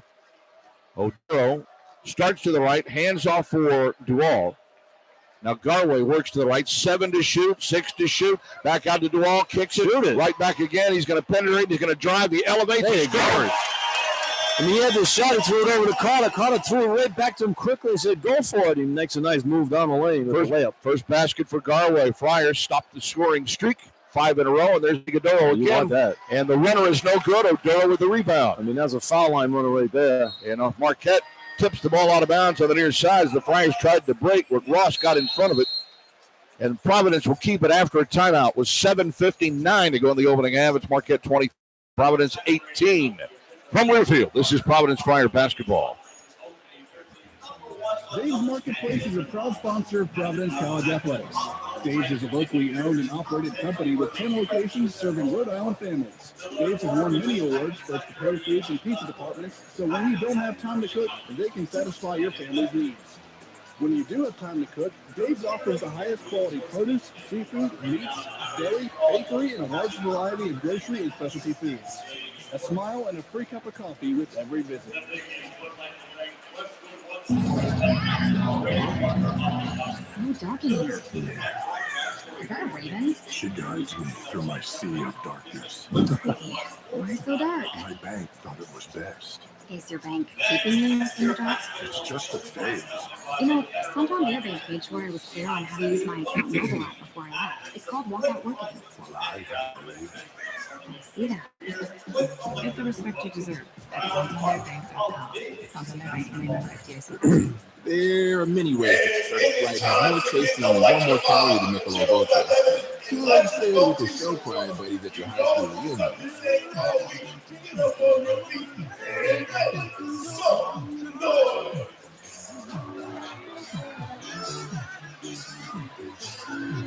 However you say it, it's Miller time.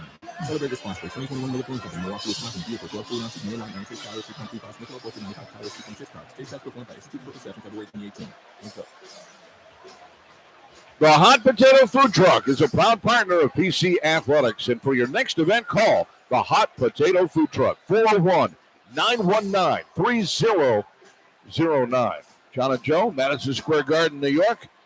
Marquette holding the Fire at bay right now, 23-18, 7:59 to go in the opening half. Well, Marquette's playing pretty good defense, John, and they're shooting the ball well, too. At 9 for 16 from the floor at 56%. Friars just 7 for 18 at 39%. 2 for 8 for three-point range for the Friars and 2 for 4 for Marquette. But Marquette's defense has a plan in this one. I mentioned it a couple of times already. They're going to double team Odoro, especially when he puts the ball on the floor. And the Friars get so much activity when Odoro has the ball. He's a good passer, and he waits for double teams. He makes good decisions. Marquette's doing a good job of closing out on those shots. On the defensive end, the Friars are trying to turn Iguodaro into a scorer. They want him to shoot most of the shots. They're trying to deny everybody else. When Iguodaro has the ball at the foul line, what Shaka Smart has done, you see last couple of plays, they've set a screen where Jones came over and set a screen for Iguodaro going right so he can go off that screen and maybe get Jones's guy to switch and have a guard on him, and then he can make that little floater in the lane much closer to the basket. So they've made an adjustment right there, and if you pick him up, Iguodaro can pop out and throw it to Jones, and he can make a three-pointer. So, but their offense is kind of stagnant on the offensive end, Iguodaro, because Iguodaro, Friars want him to shoot it. They're saying, hey, you're going to have to beat us. Iguodaro is going to have to beat us. We want to take everybody else away. Then the young freshman comes in off the bench and knocks down the three. Exactly. I mean, in all practical purposes, 10 times you'd want him to take it. 9 out of 10, he'd probably miss them all. No question. Friars 3-10 all time in Big East semifinal games. Marquette just 1-3. That one win came last year on the way to the very first title. Providence has 2 Big East tournament championships in 1994 and 10 years ago in 2014. No, they have not. Friars inbound the ball from the near side right, forecourt to our right. Rich Barron back into the game. Jump pass up high for Oduro. Barron's wide open, moves to the left, fires off the three, in and out. And again, it rattles halfway down and comes out of that basket to the right. Boy, they're getting good looks, too. I mean, you're right, John. 3 of them have been in and out. Here's Iguodaro up high with the basketball. Now works his way slowly to the right toward the Friar bench on the far side. Forecourt to our left. Up front for Jones. Jones gets around. Gains. Back out front now for Ross. Ross goes back to Jones. Catch and shoot 3. Oh, switch. Well, John, you talked about getting any votes for any of the teams this year, even honorable mention. Well, he's coming out here showing that he can get it done. He's got 9 of their 26 on the board. This is the largest lead of the half at 26-18 by 8 points. And the ball across court is stolen. Taken there by Lowry. Lowry has it up the left side of the floor for the Golden Eagles. Picked up quickly by Barron. Now he crosses back to left, gives it to Jones for Iguodaro, and rattles it in. See, quick timeout. Kim English. Yep. Well, they just don't have the energy they had last night. You can see it. It's obvious. And Marquette, this is their second game, and they had a tough game last night, but they got him into the rhythm here offensively. And that time there, Jones did his Kevin Kolek imitation, a little bounce pass to Iguodaro on the roll, and it's that floater in the lane. So Kim English calls a 30-second timeout with 6:58 to go. And the Golden Eagles, who have hit 5 of the last 7 from the floor, have opened up their largest lead at 10 now at 28-18. Friars struggling from the floor down to 37% on 7 of 19. Yeah, I don't see the sense of urgency in this Friar team that they had last night, John. They were all over the place defensively, and they were scrapping. They were getting loose balls, and they didn't shoot it great, but they were making shots and throwing the extra pass. But this one here, they just don't have the spunk to get to the basket. And Marquette has a lot to do with that. I mean, they're good defensively. And on the offensive end, they've adjusted to where the Friars want to play them and let Iguodaro take the shots. Friars will inbound the ball, and Marquette's going to put a little man pressure in the back defensively. Barron will look to inbound it, and the Friars try to break to the ball. And it's Pierre who comes up with it. He streaks up the left side of the floor. Jump pass to Gaines on the left side. See how physical Marquette is? You didn't see any of this last night from Creighton. Bounce pass into Oduro in the paint. Backs his way down. 3 yellow shirts around him. He tries to step through the double team, triple team. Lobs it back out to Pierre. Man, they swarm all over Oduro. Here's Pierre driving the left. Gets it on and kicks it off right corner. Barron is wide open, and he throws up an air ball. Goodness gracious. I mean, you can't be any more wide open than that. And Marquette hands off. Jones, top of the key, fights through a screen, rolls to the right side, goes right down to the hoop, goes underneath on Oduro, flips it up over his head and scores. Are you serious? How about that move by Jones? I mean, he was putting Oduro in the dance cycle right there. Wow, what a play by Jones, giving up 7 inches of height almost on that one. And Marquette's run is up to a 12-point lead. 6 minutes to play in the half. That ball gets tipped out of bounds by Marquette. Friars will keep it with 15 to shoot, 5:59 to play. Marquette looks like the Friars defensively last night. Yep, you're exactly like the Friars played last night with this defense. The Friars look flat out there. They got to pick it up here. They'll get blown out. They got to get some stops on defense, and they got to start getting some shots to go down. Barron and Oduro come out. Friars are going to go small ball here, as you have Gaines and you have Corey Floyd is checked back in with Duval. It'll be Carter to inbounds from the right corner baseline, right side for Gaines. Back out front for Duval. Now for Floyd. Switches left to Pierre. On the left sideline for Carter. He jab steps at Ross. Tries to split the two defenders. Gets it up to Floyd for three. Nope. Missed it. And a rebound for Lowry. Well, every shot's challenged, too. Marquette challenges every shot the Friars take. Providence just 2 for 10 from 3 here in the first half.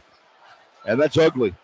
Pass goes to Iguodaro, left corner. He's going to try to post up on Gaines. Uses his height, his weight. Jump hook off the rim. Missed it. Rebound for Carter. Good job by Gaines being physical on that one. Carter spins away, loses the dribble, picks it back up from Chase. Ross now for Duval, who throws the runner up off the glass, puts a brick, and Lowry rebounds. Well, he's in between shooting the three that time and putting it off the glass, too, and he's got caught no man's land. Friars are going with some real glass smashing right now, and here's Jones driving, scoops it up in the reverse. It's in and out in the left corner. Joplin gets it open, look at three. He makes him pay.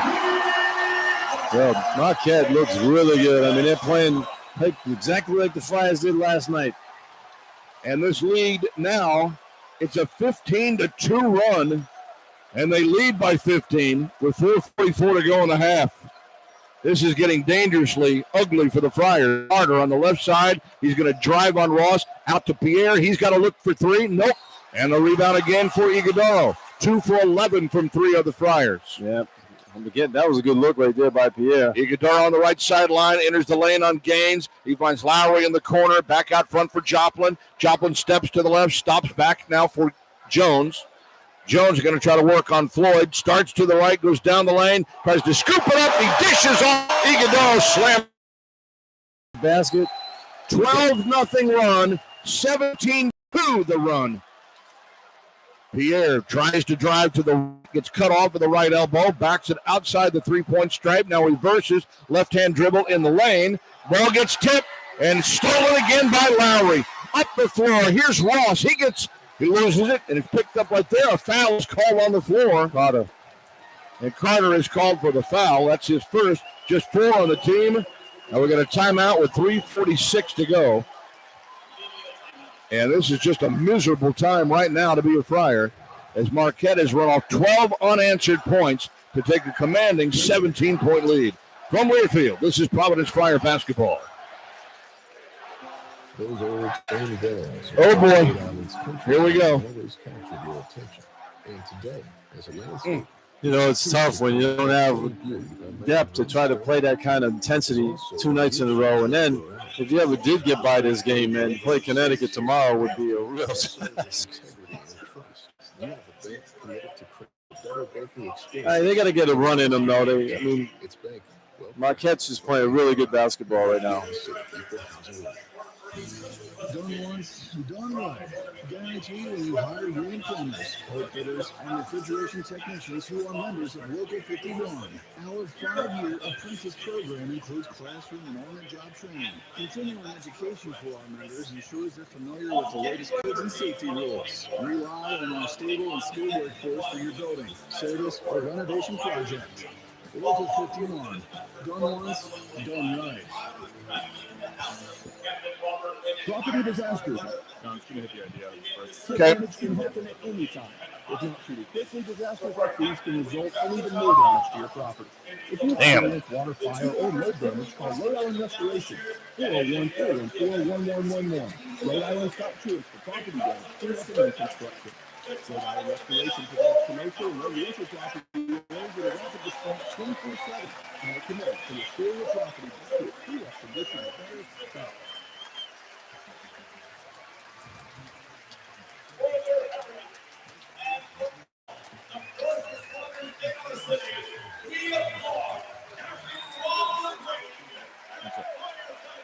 John Rooke, Joe Hassett live at Madison Square Garden. We've still got 3:46 to go in the first half, but it has been a miserable half. Janney Montgomery Scott helps clients connect their life and their finances. Janney Montgomery Scott, LLC, member NYSE, FINRA, and SIPC. Why has it been miserable? Providence has missed their last 5 shots in a row from the floor. They've only made 1 of their last 7. They've gone scoreless now for 4.5 minutes, one of those really killer droughts. And Marquette's run is 17-2 over the last 6 minutes. Yeah, and take advantage of the turnovers. So Friars have 5 turnovers, but, Marquette's defense has been terrific. The Friars haven't had many good looks, and when they have open looks, they haven't been able to make the shots. They had 3 of them go in and out, and that's what, when you're a 3-point shooting team, you're going to have droughts where you're not making shots, but your defense has to keep you in the game. But their defense is just a mirror of what it was last night. This Marquette team is getting it down the floor, pushing it down there, getting to the paint. When you double team down there, they throw it out and knock down a 3, but they're scoring a lot of this one. It's not like they're lighting up the 3-point line that much. They're 4 for 6 from 3-point range. Friars have taken twice as many. And only made 2. That's exactly right. You'll recall, of course, Marquette got out to an unbelievable 24-2 start on the Friars in Milwaukee last month. Yeah, they did. I mean, and Kolek was playing in that ball game. But, you look at the Marquette players, they're thinking, hey, Kolek's not playing. He's a big part of our team, but we want to prove that we can win without him. And so these guys, they want to come out and say, listen, we're gonna get after it, do what we do, play good defense, and you have to stop us. Inbounds lob comes out to Ross, chased down by Chase Ross, and gets it away from Pierre. He finds Iguodaro at the high post. Now lobs it left down low for Jones, and it's intercepted by Carter. Carter, 1-on-2 up the floor, pulls up on the left side, immediately double team, dribbles out of trouble, goes up, backs it up, and gets it to go in. What a shot by Carter. I mean, the defense was great on that. He was able to score that one. That's a tough shot he made, but how fast does Marquette get down on defense? First Friar basket in nearly 5 minutes on the clock, and there's a foul out on the perimeter as Jones. That's the second one on Carter. Yep. Got fouled by Carter. And Carter picks up his second. That is now 5 on the Friars. 3:17 to go. Well, Carter says, listen, I got to take Jones out of this game. He's being too comfortable out there. But Carter's got to be careful now. He's got 2 fouls. You can't get in foul trouble. Jones will inbound in front of the Providence bench. Far side, forecourt to the left to Iguodaro. At the right elbow, Iguodaro's going to move into the lane. Throws up that runner again. Off the rim, it won't go. Carter rebounds. The Friars are all playing their man and making Iguodaro make that shot. See if they can get this under double digits before half. Carter drives to the left. He's going to dump it off cross corner, right side. Floyd for 3. Again, down and out, but there's Oduro with an offensive rebound. Put back, and he gets fouled. In college basketball, like the NBA, you get that 30-second shot clock. You have to keep playing. No lead is safe. Friars need to get stops on defense, which they can do, and you got to start making some shots. Good rebound there by Oduro. Another shot that goes in and out by Corey Floyd. He made 2 of those 3-pointers that last night in that same spot. But there's the big fellow, Oduro, getting the rebound. That's a big hoop for the Friars. Foul was called on Chase Ross. His first. That's 6 on the team here in the half. 2:54 to go. And it'll be Oduro going to the free throw line for the first time tonight. 81% during the regular season. Led the Friars in free throw shooting. Have a chance for the 3-point play here. To try to get his team back within a dozen. Oduro's free throw is up, bounces, and in and out. First free throw they've missed in 2 nights. 35-22 right now. Marquette with the lead. Jones has it. Top of the key left. He's going to spin on Oduro, lobs it left, and throws it out of bounds. Well, he's doing things he's not used to like that. He's coming off that screen there and looking for an outside 3-point. He's thrown the last 2 possessions. Jones has thrown the ball away trying to find open teammates. Do what you do, Jones. Shoot the ball. Corey Floyd comes out, and the Friars will bring Rich Barron back in. Providence with the ball, 2:42 to go, down 13. They took Carter out for that one possession, brought him right back in. Just to get a little talking to, maybe? Yeah. Carter has it, top of the key, going to drive around Stevie Mitchell, goes right to the rim, lays it up, got fouled on his way to the hoop.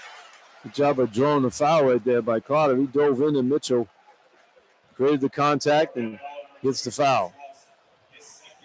Ross is going to get flagged for the foul first, though, Joe. That's his second foul. Get flagged? You think you're doing a Patriot game right now, They might as well pull flags from the pockets. What else are they supposed to do? Yeah, no kidding. So Carter to the free throw line here to shoot 2. 6 points already here in the half. You should say every time you get fouled, you get flagged. Yeah, it's true. Devin's first free throw, missed it. You know how funny it is. When everything seems to go wrong, shots aren't going in, you're not playing defense, and you make last night. Now when you really need to make the free throws, you can't make them. You miss 2 in a row. Yep. The Friars now 2 for 4 at the foul line for the ball game after going 14 for 14 last night.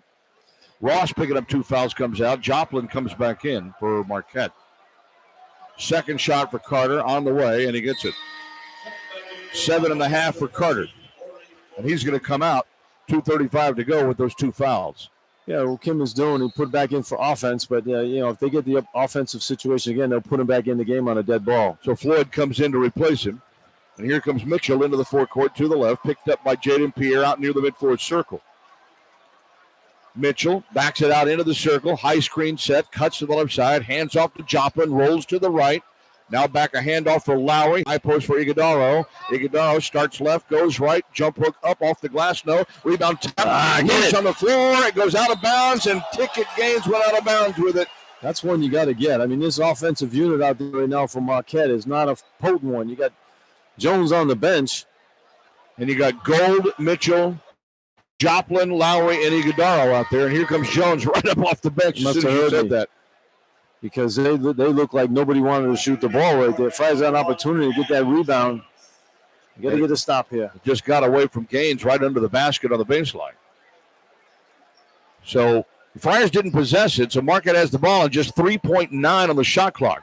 Watch for a lob now to Iguodaro. It will be Mitchell to inbound, left corner. Jones gets off the deep 3 and hits the side of the backboard. And the shot clock goes off as Pierre grabbed the rebound. Big possession here. Friars can get it to under double figures. Here's Pierre working right, goes left for Floyd. Floyd on that far side, reverses back out front for Barron. And a whistle under the basket. Foul on the floor. On Iguodaro. It's called on Iguodaro for a hold. He was trying to overplay Odoro, and Odoro just said, hey, get him off me. And they finally called the foul. Gaffney called the foul. Iguodaro was complaining he hooked him with the arm.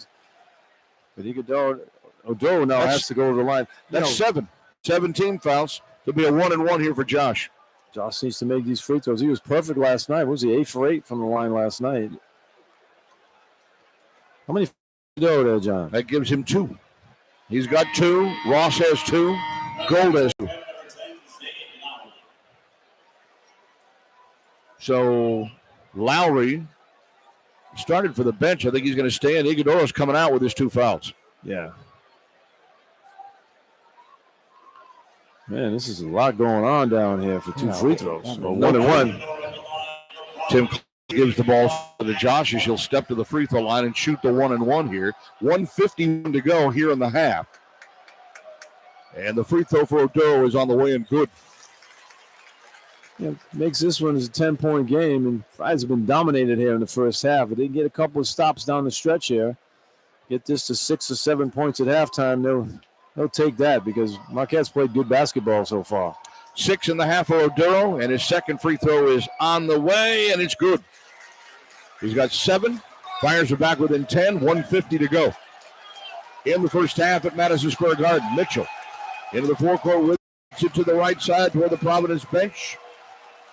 Looks for a reversal, still has it on the bench. Now he gets into the lane, stops, kicks it out. Joplin gets off a 3 and nails it. Yeah, boy, I tell you what, that kid is unsung hero on that team. You don't even know he's out there sometimes. He just comes up and plays. And there's a use it or lose it timeout right there from Shaka Smart, Marquette's head coach, with 1:33 to go, and it puts Marquette right back up by 13 at 38-25. Good execution there, Joplin. I mean, last time the Friars played, he always seemed to come in when he needed a score. You're worried about Jones, you're worried about Kolick and Iguodaro, and all of a sudden Joplin stands out in the corner on the wing, wide open. You forget about him, and he knocks down the jumper, and he just does one there. That's a big hoop for Marquette that gets their momentum back in a 13-point lead. Yeah, Friars, as you said, we had an opportunity to get that lead back under 10 when you really been dominated in this first half, and Marquette has come up with the big shots. The Friars have had several 3 or 4 shots go halfway down the basket and rattle out at that floor. Part of the reason why the Friars are just a pitiful 2 for 13 shooting the 3 ball here in the half. Yeah, I mean, they're not making shots, and You know, it all comes down to that, John. I say that all the time. You know, you can talk about defense and passing and getting loose balls and don't turn the ball over, all those crazy stats. But, man, when it comes down, you got an open shot, you got to make it. And teams that do, teams that win. And right now, Marquette's knocking down their shots, and the Friars having a tough time making them. Marquette's 15 for 27 at 56%. The Friars are 9 for 26 at 35%. That's the 13-point lead right there. That's your ball game. These guys look dead-legged after the last 2 nights?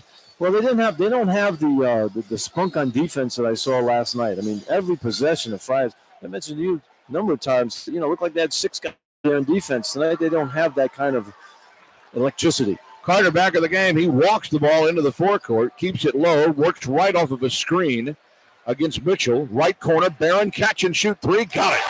You know, he shoots an air ball in that corner last time. That one there, just catch and shoot. They set that up nicely. He knocks it down. First basket of the night for the Friar freshman on the Big East All-Rookie team. Makes it 38-28. Right sideline for Mitchell. Gold in the post now. Gives the ball back out to Jones. Curls to the right, goes up inside, banks it up, and puts it in. That's a good shot. Gaines came over and stopped him on that one. He still made it. He is tremendous. He's got 12 here in the half. 13, in the first half. For Cam, I've got something to prove Jones. Deep 3, Gaines off the back iron. Long rebound, chased down by Pierre. Has it on the left side, outside the stripe. And then there is Oduro, and Cam Jones got tangled up under the basket, and Jones is called for the foul. Good call by Clougherty there. I never say that much, but, you know, sometimes when you have a guard trying to guard a post-up guy like Oduro, and he just flops on it, thinks he can guard him in there. I mean, there's a mismatch, and you take advantage of it, holding his ground, and Jones trying to bait the official into calling the foul there, and there's no way. Nope. Oduro has the advantage. You get him the ball. So Jones picks up his second personal, Joe, with 39 seconds to go in the first half, and Oduro goes right back to the line for a 1-and-1. He's hit 2 of 3 tonight at the foul line. And the shot by Josh is short. And there's a whistle. For that on Joplin. Looks like Joplin for a foul. Looks like Gaines is going to go to the line. He will. Joplin called for a hold as Gaines went for the offensive rebound under the basket. And so Tickett now will get a shot at a 1-and-1 on the 19th foul. Josh has missed 2 of his last 4 at the foul line. Yeah, I mean, short arm. That one there hit the front rim. You know, you hate to make excuses, but it's tough to come back to 3 games in 3 nights with the kind of defense they played last night and the intensity they had to play. But you got it. Gaines free throw, no good. My goodness. It's an epidemic right now. 14 for 14 last night, and they're now 5 for 8 tonight. 5 for 9 tonight from the foul line. 2 of them are front ends of 1-and-1 points off. And you seconds difference between the clocks. They've got Jones with it out front, drives, spins on, gets it off balance, and stolen by Gaines. Pushes up the floor for Floyd. Floyd takes it right to the rim, lays it up, scores, and gets fouled. What a great try by Corey Floyd. What a great move by Corey Floyd. I mean, he got the Gaines threw him the ball. He wasn't even expecting it. He just had a burst of speed and got to the basket. Jones just picked up his 3rd foul. That's a big foul right there because you get Jones out of there and Kolic's not playing. I mean, who's going to run the offense for this team? Who's going to score? Jones just picked up his 3rd personal foul. And Shaka Smart took a gamble leaving him in the game with those fouls. You know, you got a big lead. That's the time to get a guy like Jones out of there. Now, they're telling me that they've I'm looking at the scorebook here. They've only given him credit for 2, so they've reassigned a foul from earlier in the game. Well, that's good for them. That's great for them because I thought he was real foul trouble here. So we'll catch up on that here shortly. Meanwhile, Corey Floyd will go to the line to try to complete the 3-point play. On the season, 66% with the foul line, and he hits it. That's a big 3-point play right there for Corey Floyd. Friars need to get a stop here, though. 40-31, 10 seconds to go in the half. Look for Iguodala to shoot this shot. He's got Gaines on him up. And what's that? Call a foul on Gaines for a reach-in on Iguodala. Friars have 1 to give there. That's so 16 foul. That's what they did. So 7.2 on the clock. You know, I think they gave it too soon there. You know, let him do a couple of spin moves, then foul him, get it down to like 4 seconds on the clock. First foul, as you said, on Gaines. 6th team foul. So Marquette now will inbound it, near sideline, forecourt to the left. Jones will inbound. They've got 7.2 on the clock to get a shot off. Iguodala's going to go with this. Iguodala has it, left to the top of the key, bounces out for Joplin. Joplin leans in, steps back. Oh, they're going to call a foul as Galway got too close, and Joplin just jumped right into him, and the foul gets called. Boy, just a freshman mistake. Galway, stay on your feet. I mean, what are you doing on that? Trying to block the shot. You didn't go straight up. When you leave your feet, you're dead. I mean, Galway's 6'5", 6'6". He's got arms of a 7-footer. Just go out there with your arms up. And you got this guy who's not a. Yeah, that's just a bad play right there by Galway. And it's 3 free throws for David Joplin with 1.5 on the clock. Awful mistake. Bad. And the free throw for Joplin is good. He's got 9 points in the half. The junior from Milwaukee, just a 67% foul shooter on the season. But Marquette tonight from the foul line, 4 out of 5. Marquette has totally outplayed the Friars here in this first half. Second shot, in and out. They're going to bring Lowry and Norman back in. Gold will go to the bench. And Jones will go to the bench with 2 fouls. All right, you got a box out here. 1.5 seconds to go in the first half. Anticipate a miss. Second shot. Joplin spins it at the line, lets it go, and gets it. So he gets 2 of the 3. He's got 10 points in the half, 1.5 on the clock. Floyd looks for the inbounds. He finds Carter, and Carter's not going to get a shot off. Well, he's got to try it. I think sometimes guys don't want to take the shot, but you don't want to hurt their percentages from 3. Well, he was open. He just turned and decided not to shoot it. How many times have you seen guys throw a 3/4 court shot in the hole? I believe we saw Austin Crozier do that against this very Marquette team back in 1994. No, 1997, excuse me. And by the way, Austin Crozier's here doing national radio tonight. Yeah, I saw him in the press room. 42-31, Marquette with the 11-point lead over the Friars at halftime in a game in which they were completely outmatched. But you got 20 more minutes to play. We'll talk about it coming up from Learfield. This is Providence Fire basketball. This is Dennis Wyatt from Midland Roofing Company and Providence College's class of 1987. Midland Roofing is Rhode Island's leading residential roofing specialist. We've delivered expert roof installation for over 45 years. Ask us about our lifetime warranty on our shingles. This is head coach Kim English, and our friends here at Midland Roofing are proud to raise the roof to Providence Athletics. Give them a call and tell them I sent you, and they will help you protect your house. Go Friars.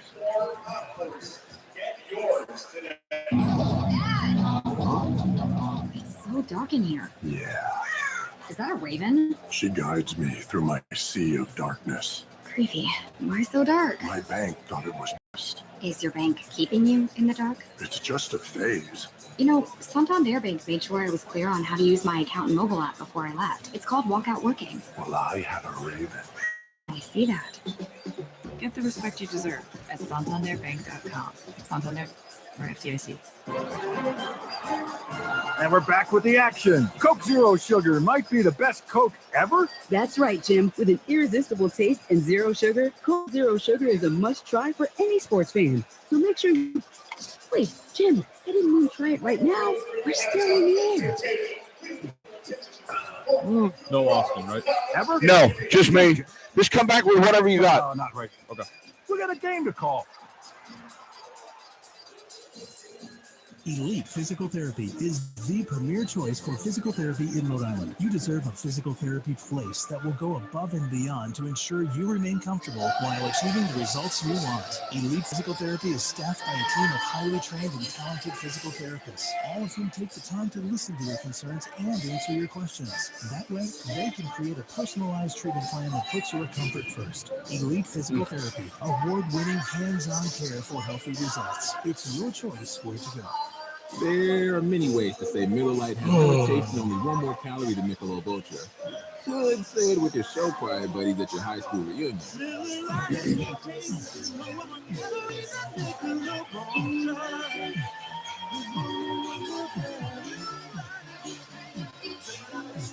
However you say it, it's Miller time.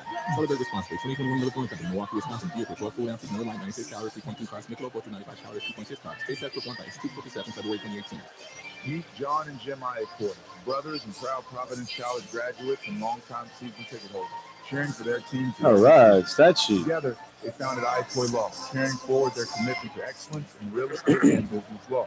With offices in Boston, Providence, and Western Rhode Island, they're more than just lawyers. Okay.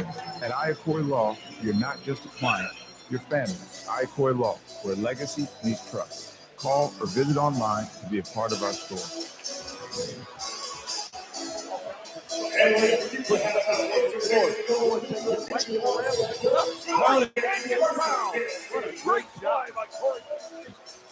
Yeah, Corey Floyd came off the bench to supply a little bit of a spark for an offense that was in bad need of it, as the Friars struggled shooting against a very good Marquette defense here in the opening half. And the Friars find themselves down 42-31 at the break against the Golden Eagles. John Rooke, Joe Hassett back at Madison Square Garden. And you said it a couple of times, I think it bears repeating here at halftime, Joe, is that Marquette defensively looked very much like the Friars did last night playing against Creighton. Yeah, I mean, they've been all over the place. It seems like they have 6 guys out there on defense. They have a nice game plan. They double-team Josh Odoro when he ball. And Josh is good at finding the open man, but recovering. Marquette recovers to the open man quickly. And they get deflections on the passes. That's one of the stats they like to keep. They like to go with 34 deflections in a game, and they keep that stat, and they award people, they give people awards when they get that 34 deflections. So they have the hands in the passing lanes, and they've done a good job of that. Friars have 5 turnovers. Not bad, though, in the first half to Marquette's 4. But it comes down to shooting the ball, John. The Friars not shooting the ball very well. You know, they're 4 for 15 from 3, and Marquette's 5 for 8. But it's been the Cam Jones show out there on the offensive end. Him and Iguodaro, Tyler Kolek have supplied the scoring punch. You know, they have 25 of the 42 points, but you know, Cam Jones has been all over the place on defense, too. So it's been very good both ways. I mean, both teams are rebounding the ball at the same clip at 17, but shooting the ball. Friars really struggling shooting the ball. You can't go 3 for 15 in the first half and expect to have a lead in the ball game. You know, this was an 18-16 Marquette lead halfway through the first half. 10:01 to go as Galway Duval hit his only bucket of the half, and that's when Marquette really began their march. They actually scored, it was 18-16. They went on a 17-2 run over the next 6 minutes on the clock, including 12 unanswered out of those 17 points. Yep, they've had similar runs like that against the Friars the last 3 ball games, except for Creighton game. But, you know, you can't have those kind of offensive lapses against good. You know, you got a team like Creighton's in the top 10, and then you got Marquette in the top 10. Friars didn't have those lapses last night in offense, and they were making shots. And this one here, the Marquette defense is much better than Creighton, and they've been playing good, solid D. Every shot the Friars have been taking has been a little bit rushed, similar to what Creighton happened last night. They were rushed shots, and it shows in the shooting percentage. Friars, 11 for 29. You know, you have a tough time putting the ball in the hole, and they're not stopping Marquette, who's doing a good job of getting to the basket. That's part of it. I mean, you held Creighton to 27% of the first half last night. Marquette doubles that.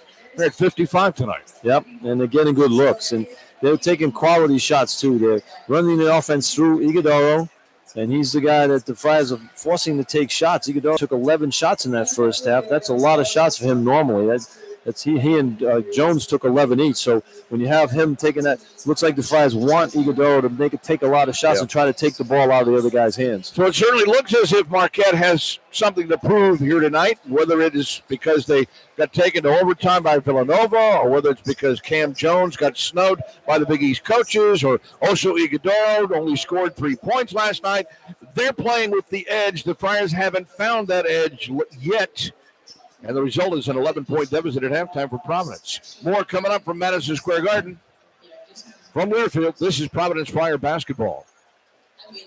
Audi Warwick has your favorite SUVs like Q5 and Q7, as well as our extended around real quick. Okay. Looking come in and experience our S&RS models. At Audi Warwick, there is no ordering or waiting. We have over 75 new vehicles in stock for you to test drive and take home today. Audi Warwick is a winner of multiple awards, including Audi Magna for the past decades. We offer pickup and delivery, complimentary Audi loaner vehicles, as well as on-site roadside assistance within 30 minutes. Stop by Audi Warwick for a no-hassle buying experience with our knowledgeable staff. Or visit AudiWarwick.com for a full selection of our 24 model lineup. Say you heard us on the Flyers Gamecast for your exclusive PC discount. Audi Warwick, Rhode Island's premier Audi dealer.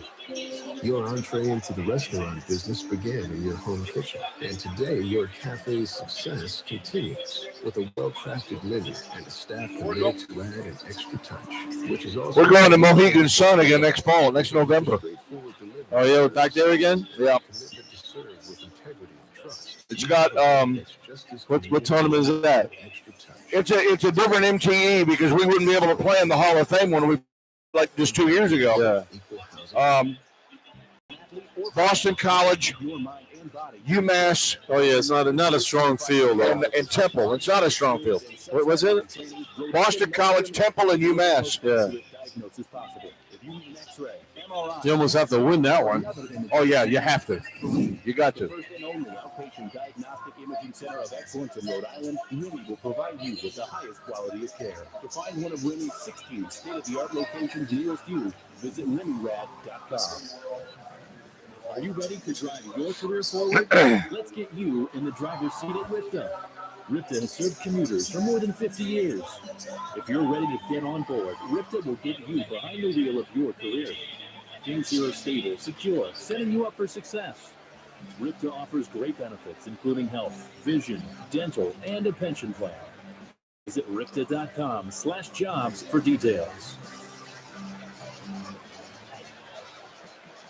Coach English here to talk injuries. Ortho Rhode Island Express offers immediate injury care for sprains, breaks, tears, and more by orthopedic specialists you won't find at an urgent care or walk-in clinic. Call 401-777-7000. Option 1 for a same or next day appointment, including evenings and Saturdays. And learn more at orthopedicsri.com/express. Ortho Rhode Island Express. Injuries don't wait. Neither should you.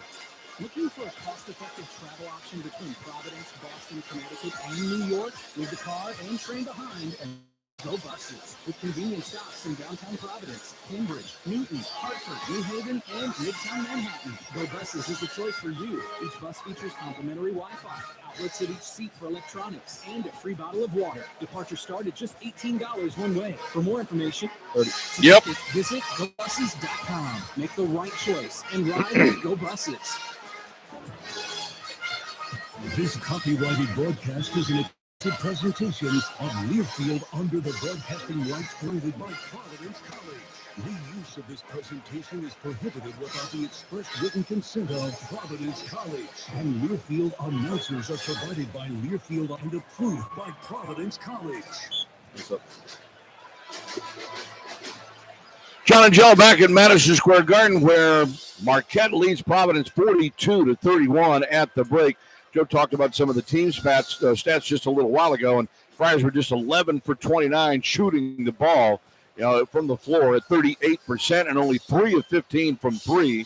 Individually, three players had 7 points apiece: Carter, Oduro, and Pierre with 7, 5 off the bench from Corey Floyd. So you got your balanced scoring. It just wasn't quite enough. You needed somebody to break out there, and they had, out of the 12 misses from three-point range, at least 4 of them went halfway down and bounced out again. Yeah, I mean, at the defensive end, they struggled to stop Marquette, but, it was 6 for 10 from the foul line too, John, and 2 of those misses were the front ends of 1-and-1s. But last night they made everything from the foul.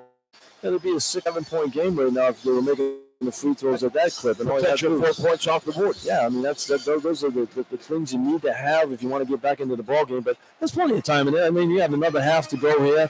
Marquette's due for a drought, and the Friars need to get hot when they're in the drought and get right back in the ball game. Marquette individually had 3 players in double figures. Their scoring balance. Cam Jones, again, playing with that chip on his shoulder at least. 13 points to lead all scorers in the half. He was 6 of 11 from the floor. Then you had 12 points for Oso Ighodaro, who managed, to score a mere 3 last night. Actually, 4 points, 6 rebounds last night. He didn't even score until overtime last night. So he came out with something to prove right off the bat. And then David Joplin supplied 10 and hit a couple of big three-pointers as well, 2 of 2 from three-point range. But Marquette also has 4 players with 2 fouls in that first half. Potentially could be a problem. It could be, and Odoro, Iguodala and Joplin played 19 minutes each. You like to look at the minutes played, and, Gaines and Pierre played the whole 20 minutes in that first half. And, they play a lot of defense, those two guys, so better watch their minutes in the second half here. Watch their legs, see if those jumpers start coming up short. But it's important, Odoro played 18. Carter just played the 14 minutes because he had those 2 fouls, and Kim wanted to protect him more in the second half. So it's just Carter with 2 fouls, the only Friar in any sort of difficulty from the first half as well. But 13 for Jones, 12 for Iguodala, 10 for Joplin, and then they had Stevie Mitchell with 3, Zayd Lowry with 3, and Ben Gold with just 1. That's the scoring in the first half for the Golden Eagles. And Joe, you're down by 11 at the break. And you've seen already where Marquette looked very much in a role reversal switch from the Friars last night against Marquette. We saw against Creighton. We did see Creighton come back and generate some offense, but the Friars held them off at the end. Friars have got to find some kind of an offensive key here. Yeah, they you can't keep shooting at 315 clip, and I don't think Marquette's going to keep shooting at the clip that they've been shooting at. So it's going to start to even out. The law of averages will take over. You talked about how well the Friars played last night. They ended up being down by 1 against Creighton and got that run going themselves. So Friars need to get a run going. And you like to start the half the way they started last night, where you had Barron score the first 8 points of the second half, and Friars build a double-digit lead. And I say to you so often over the years, it's much easier to shoot when you're up by 8 points than when you're down by 10 points, because the pressure to make the shot is more important when you're down. But Friars have to somehow make it a little bit closer. Friars down by 11 at the break. Second half coming up. This is Providence Friar basketball. Can be overwhelming, but no one makes it easier than Hanush Jewelry. And because Hanush is a direct diamond importer and jewelry manufacturer, you'll save 30 to 60% off everyday pricing. Let at Hanush Jewelers make your experience one you remember forever. Hanush Jewelers at 325 Quaker Lane in West Warwick and at 435 State Road in the Hanush Plaza in Dartmouth. Hanush, a family jewelry for your family. Whoa, shiny. Why are you so clear and buff? You look like a racing sailboat. My bank took me to get cleaned. Huh. So your bank took you to the cleaners? No. I see my reflection in your forehead. Did your bank take you to the cleaners? No. Listen, direct checking from Santander. Use the account once a month. There's no monthly fees. Oh, that's much easier. Get the respect you deserve. Here's what I'd be afraid of right now. What? Here's what I'd be afraid of right now, that they come out and they throw up a 0 here in the second half and get squashed. And that's the last impression that the selection committee has. Oh, man. All the bubble teams that probably all those committee members are looking at, trying to see, who they should get the nod. Yeah. Chicken caprese or steak kit. One Grill is also recognized as one of the most. No, looked awful against John. Right. Visit 110grill.com for more information and go for How about that Lowry hitting that jumper, man? It's like awful. Number 10, he doesn't even play at all. He just said one to go. Hey, Mike, can you give me a little bit more of me in my headsets? Your coordination and more. Which explains why when you use I only ask because when I increase this here, the station gets too loud. See if that's any better. Yeah, that's good. That's better. Thank you. Hey, Friar fans, this is Coach Kim English from Providence College men's basketball. I want to extend a massive thank you to Connecticut. Yeah, I'm good. Good, thank you. The incredible Finnegan family for being phenomenal partners. Connecto embodies an elite mindset in every project they undertake. It's about seizing the moment, just like on the court. With 3 convenient locations across Rhode Island, Connecticut, and Massachusetts. What? Read that. You see that? After the technical incident with the courtside fan, Danny Hurley told reporters he did a 3-minute meditative reset on his Calm app during halftime. At least he knows. And in 1952, our father Jack Jackson used Patrick to present location. I knew as soon as Patino got a technical, Hurley would get one eventually. Yeah.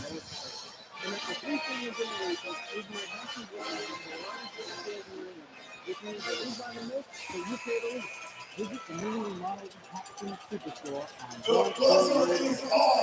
on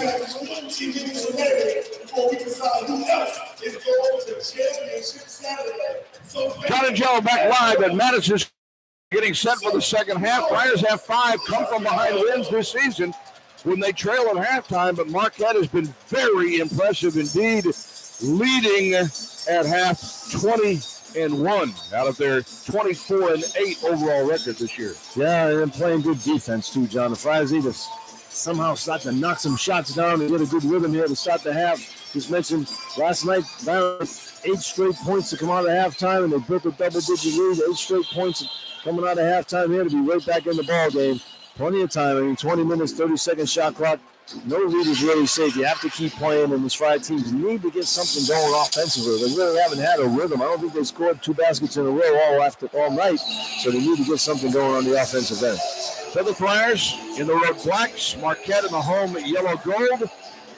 And it will be Marquette's basketball to open up the second half. And they'll get basket to our right on the radio here in half number 2. Inside a sold-out Madison Square Garden, better than 19,800 in here for a third consecutive night. Joplin, Mitchell, Jones, Ross, and Iguodaro. Their original 5. Oduro, Barron, Carter, James, and Pierre. The original 5 out on the floor for the Friars to start half number 2. And we wait for the television cameras to join us. We're ready to go. And Marquette inbounds to the backcourt to Stevie Mitchell. Mitchell against the Friar man defense. Top of the key. Iguodaro has it. One dribble to the right. Jones starts to the right. Gives it back. Will pick and roll and rolls it in. Bad communication right there. Carter's looking for a switch on that. And the Friars normally don't switch. And they got a little space there, and they got Iguodaro for a little layup. A very familiar player that we've seen Marquette roll, usually with Tyler Kolick bouncing that one into Iguodaro. And he starts his team off very well here. Carter has it top of the key, and he tries to do the same thing to Oduro, but then Oduro gets fouled. He gets held by Mitchell at the post.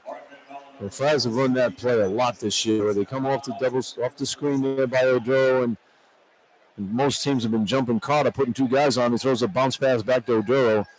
They all had a layup there, but that's a good foul there by Mitchell. First foul of the game for Stephen Mitchell. Friars get it. Shot clock reset it down for the left side. Rebound for Iguodaro. They set that play up out of bounds. They want him to take a 3 on that shot, getting the screen from. Yeah, Carter hasn't hit a tray yet tonight. Iguodaro has it on the left side. Spins in the post. Left-handed jump hook. Nope. And we go for Oduro, and he threw it right away to Mitchell, who scores here a layup. Friars just on clicking here tonight. I mean, that's a stupid turnover right there. That's a lazy, just lazy is really no way you can put it. Awful turnover by Josh Oduro. Left side, Pierre goes right to the rim, lays it up, gets fouled on his way to the basket by David Joplin. Tell you, there's no easy lanes against this Marquette team tonight. They have an extra step. Friars are lethargic out there.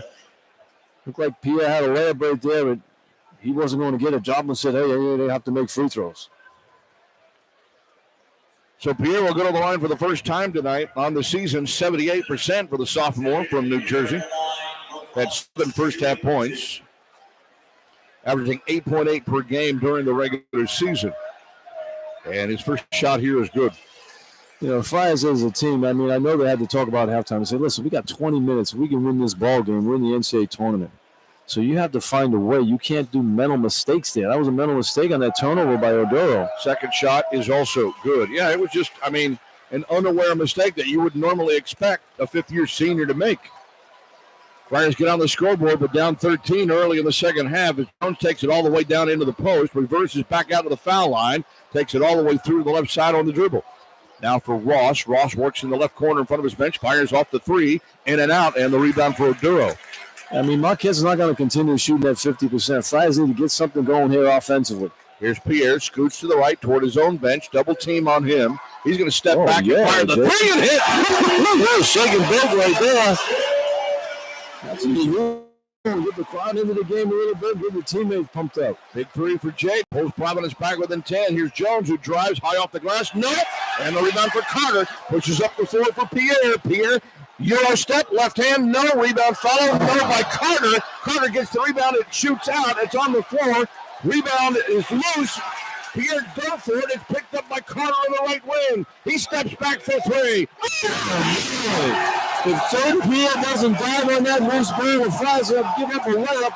It has to play. That's what they did last night. They looked like Marquette in the first half. They looked like the Friars last night. Timeout Marquette. Just like that, Shaka Smart calls timeout, and the Friars are alive in Manhattan. 17:50 to go. 46-39, Golden Eagles from Learfield. This is Providence Fire basketball. About time they woke up. No kidding.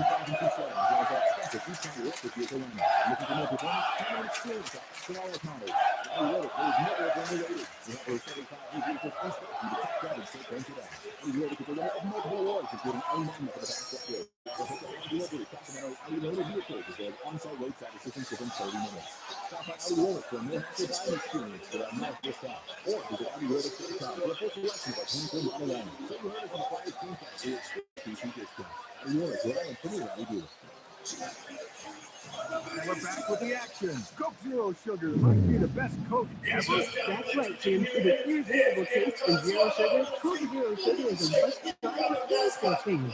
Make sure you taste it. Jim, it's going to be right now. We're still in here. Best ever? Take a taste, Jen. Really? No, not right now, Jen. We got a game to call.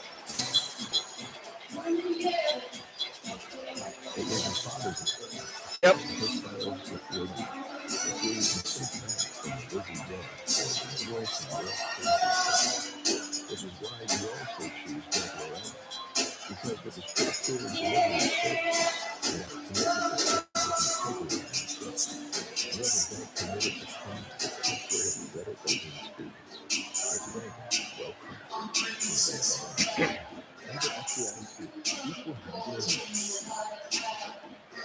The New England laborers are training the workforce of today that will build tomorrow. With state-of-the-art training academies throughout New England, you'll be equipped with the construction skills, knowledge, and experience to start your career and a better tomorrow. LIUNA, feel the power. So Marquette scored the first 4 points of the second half to go up by 15.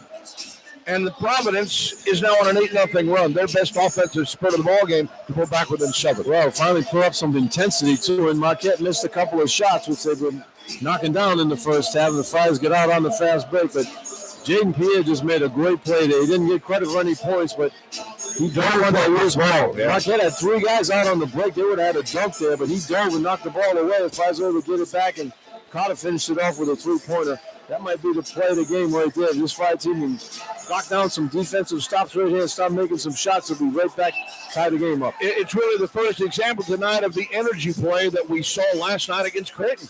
Oh, yeah. I mean, the Friars were getting all the loose balls last night. They were everywhere. And this is the first spurt they've had in this ball game where they showed some energy. They've been kind of lackadaisical at both ends, but they're out there slapping 5 right now and said, listen, we got to get this thing going. Marquette has been playing good basketball. They shot over 50% in the first half. They shot 5 for 8 and 3. They did everything well in that first half. And you know they're going to have a point where they're going to struggle offensively, and Friars have to take advantage of that. Well, let's see what Shaka does with his team on that timeout as Oso drives left, gets into the post, double team, flips it back out, top of the key for Jones. Again, Golden Eagles working basketball right on the radio here in half number 2. And there he gets a shove by Jaden as he pushed Mitchell. I think he stumbled and ended up shoving Mitchell in the back. 2 fouls on Jaden Pierre, first of the half. Well, it's good aggressive play there by Jaden. He knew he fouled him. That's all right. You want to be, you want to make fouls. You want to be doing it aggressively. Club them, right? So I didn't mean that. Top of the key for Oso Igudoro. Gives it off to Ross. Starts to take that 3. Dumps it off in the lane. 4 passes there and good off of the glass and in for Mitchell. Good play there by Igudoro. Nice bounce pass. Such a good passer. That's a big play there for Marquette to get that 2 points. Yeah, he's a great passer, and that was a superb bounce pass. Here, Pierre coming to the left side with it. Carter fights through the screen, gets away from Ross. Now Igudoro jumps out on Carter to the right side, crosses over to the left, and he gets tripped from behind, fouled by Ross. So Marquette answers. I guess physicality was physicality here, right? Oh, yeah, they're not going to give you anything easy, Marquette. I mean, they'll all foul out before they'll give you something easy. That's the way they play. They're tough. Friars play the same way. They just need to. That is in the energy level. 3 fouls on Chase Ross, so he comes out of the game. they'll bring in Zade Lowry, the 6'5 freshman from Springfield, Missouri. He came in the ballgame. Didn't get a lot of playing time, Lowry, but he hit a big three in that first half. Sure did. Inbounds baseline left. Gaines doesn't get the shot off from the left corner. Gets into the lane. Stops. Turns. Shovel a pass down low. Dumps it off inside. A bad pass again by O'Donnell. And it's stolen by Marquette. Push into the right corner from Mitchell. Takes the three. Penetrates in the lane. Iguodala now finds Jones for three. Bang. Good answer there by Marquette. Great answer. 5 unanswered points after the Friars had cut it to 7. And it's 51-39. Pierre driving right to the rim. Stops, goes up, can't get it. Loose ball taken by Jones on the left side. Jones in transition, goes right by O'Donnell, dumped off left corner. Reverses out front for Lowry, who penetrates off the glass. Nope. Rebound tap to Mitchell. Rejected there by the Friars, and Carter. Providence pushes back the other way. Yeah, Carter, good block there because Marquette was all over the glass there. Oduro between the circle, spins, looks. Gaines is wide open from the left side. No.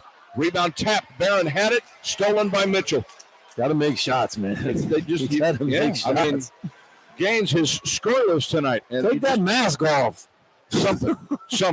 I mean, there's no way I wear a mask if I'm shooting the ball. Jones drives left, wraparound pass. Lowry can't handle it. It goes out of bounds in the right corner.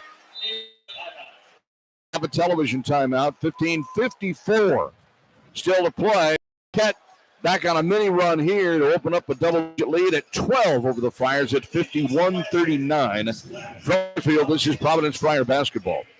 Is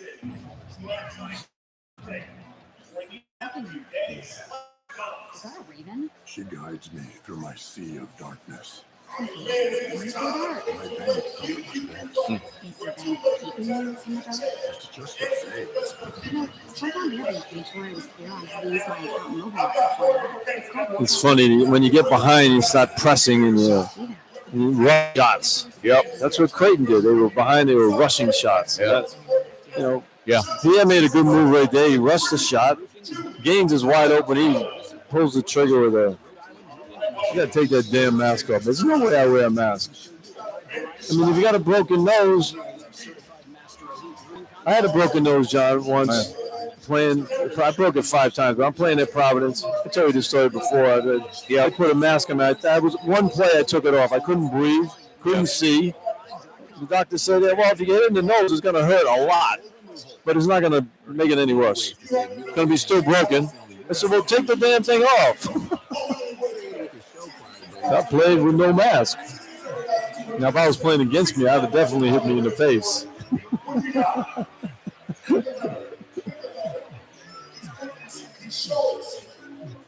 Whatever you say, it's Miller time.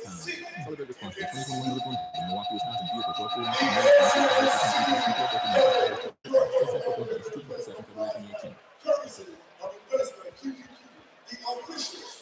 Milton Cat is your Caterpillar equipment dealer for the Northeast and a proud sponsor of Providence College Athletics.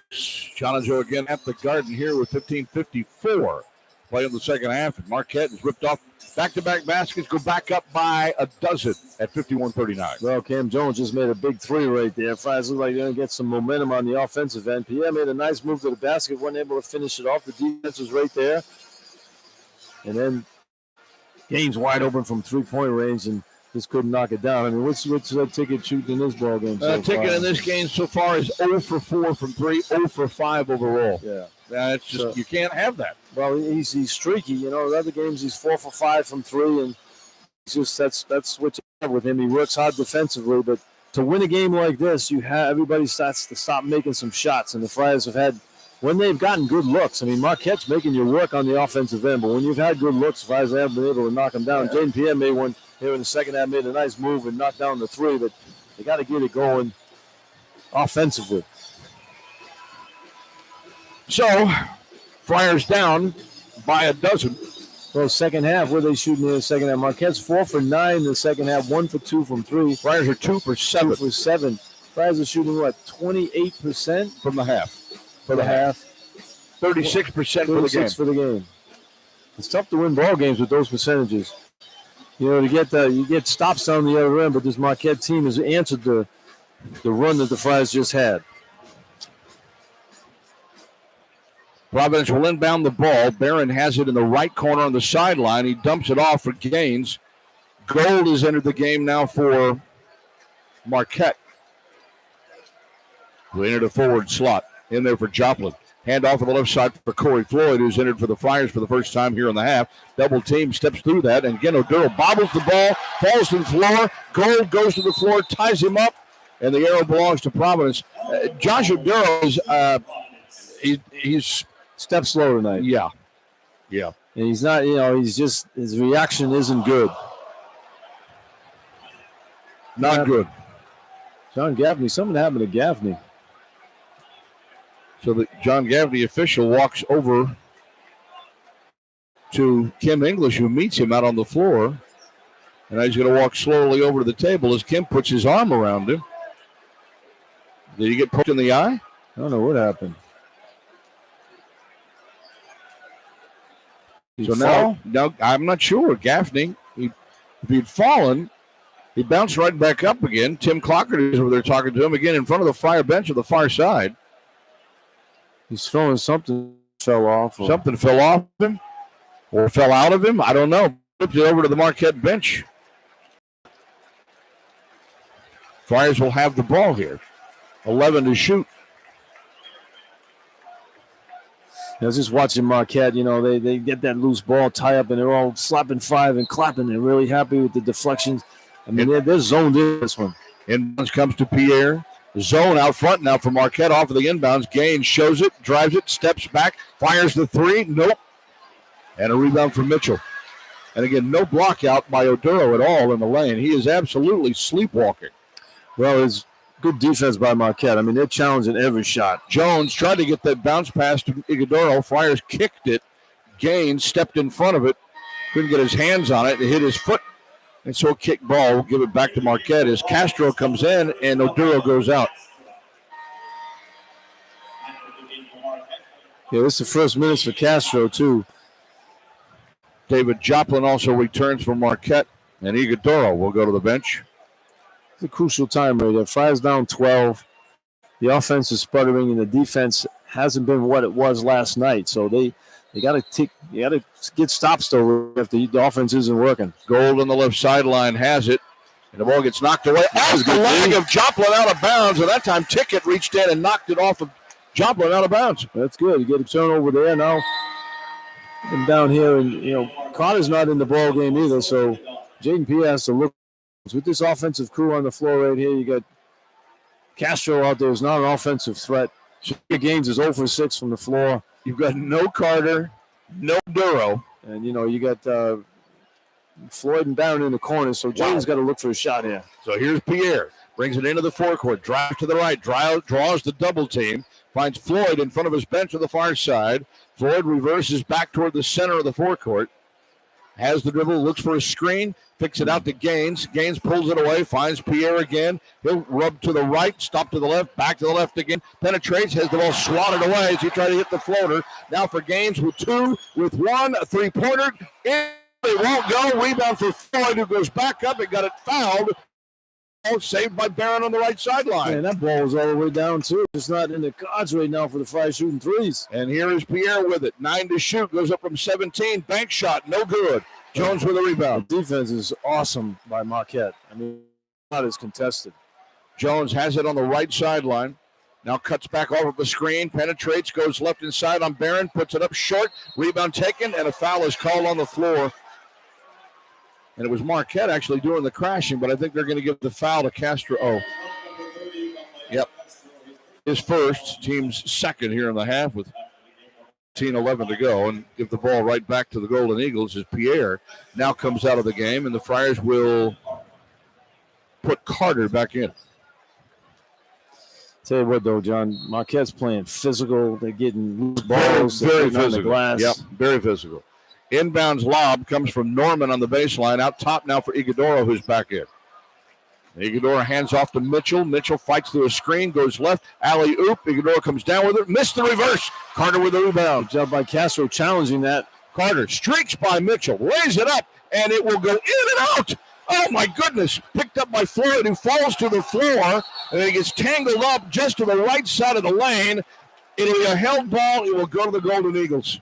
How did that not go down? It just popped in halfway down and came out again. That's at least a half a dozen shots that the Friars have had that happen to them tonight. The Gremlins are all over that rim in this one. I mean, Carter went the length of the floor. That was in the hole, made a good move. Holy smokes. But the defense was challenged. I mean, there's no easy shots out here. Nope. For both teams, I mean, Friars have been getting down the glass, too. They just can't make shots. Neither team is shooting the ball very well here in the second half. Marquette's, 4 for 11. The Friars are 2 for 11. Right. Gold comes back in. Mitchell comes out. Also, Norman. Oh, he's going to stay in the game. So Marquette with the ball. Still 51-39, Golden Eagles. You got Iguodala running the point here. Neither team has scored in better than 3 minutes. On the right wing, Norman. Now back for Iguodala at the right elbow. Zayd Lowry's also in the game. Iguodala's going to spin on Castro. Kicks it out left corner. Gold gets off the three and hits. Well, we got guys making shots. I mean, Gold hasn't taken a shot the whole ball game. He knocks down a three-pointer there. Just like Lowry did in the first half. Gold does that here in the second half, and Marquette's lead is back up to 15. Carter drives right corner, faking the three. Gaines back out front. Floyd now finds Carter in the right corner. He's going to go in for the deep three and hit. Well, that's a tough shot. He was all balanced and everything. He shot that as a fall away from three-point range. 13 for Carter in the game. Here's Iguodala to the top of the key with it. Passes off to Joplin on the sideline. He cuts back to the center, gets into the lane, scoops it up in the hoop, won't get it. Rebound tipped out to Carter. A 2-on-2. Carter to the left side.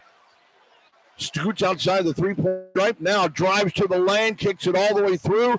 Gets it to Floyd down the lane, and he lays it in. Good job by Corey Floyd cutting in the basket, giving Carter an opportunity to throw the pass to him. 7 for Floyd. Friars back within 10. We got 12-8 to play. There's a spin by Joplin. Goes up, puts it up, missed it. And a foul called on the Friars. Probably going to call it on Castro just because he doesn't play a lot. Yep. We're going to call that on Corey Floyd. Floyd gets it. First foul on Corey. Floyd, I looked at a replay on that. I didn't see much there. I didn't see it either.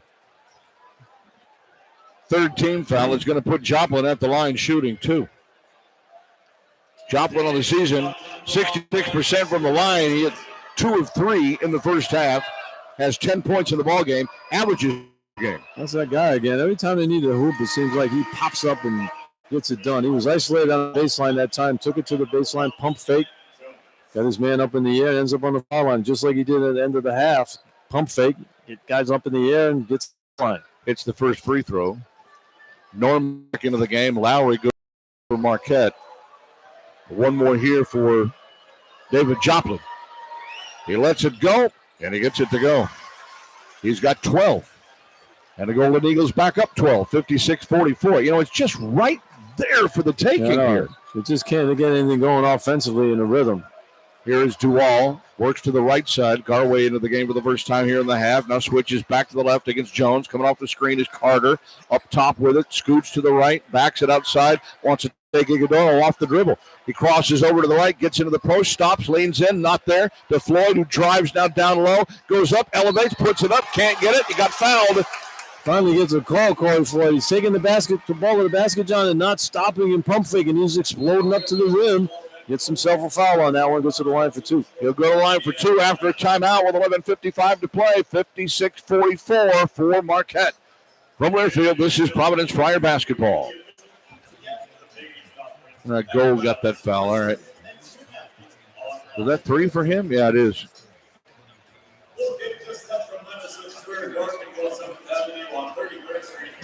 This is about a self-made team. See, I go to school, I do my chores, but I also have my own goals. Oh, man. To buy a gaming computer, and I'm using my Embark account to do it. With no fees, mobile banking, and a money management tool, it's like a spending account, but a lot smarter. So if you're a self-made team like me, I suggest you get one too. The Embark account. Well, my kids just texted me. They said that Kim threw the ball to Gaffney and hit him in the face. Gaffney didn't see it. That's what happened. Did he hit him? Yeah, he must have hit him in the face. It says let's see. I didn't see. I thought he was on this side of the floor. often take the time to listen to your concerns and answer your questions. Let me see. Whitney just said, "Did Kim hit Gaffney?" Wow. Well, Kim was throwing a ball directly to John Gaffney's face. Will live rent-free in my head forever. Win or lose, that happens. That should make SportsCenter's top 10 in the Big East tournament. He must have hit him in the face with the ball. Wow. All right. 30 to 60% off. Did knock out a tooth? Let the experts at Hamish Jewelers make your experience one of the moments ever.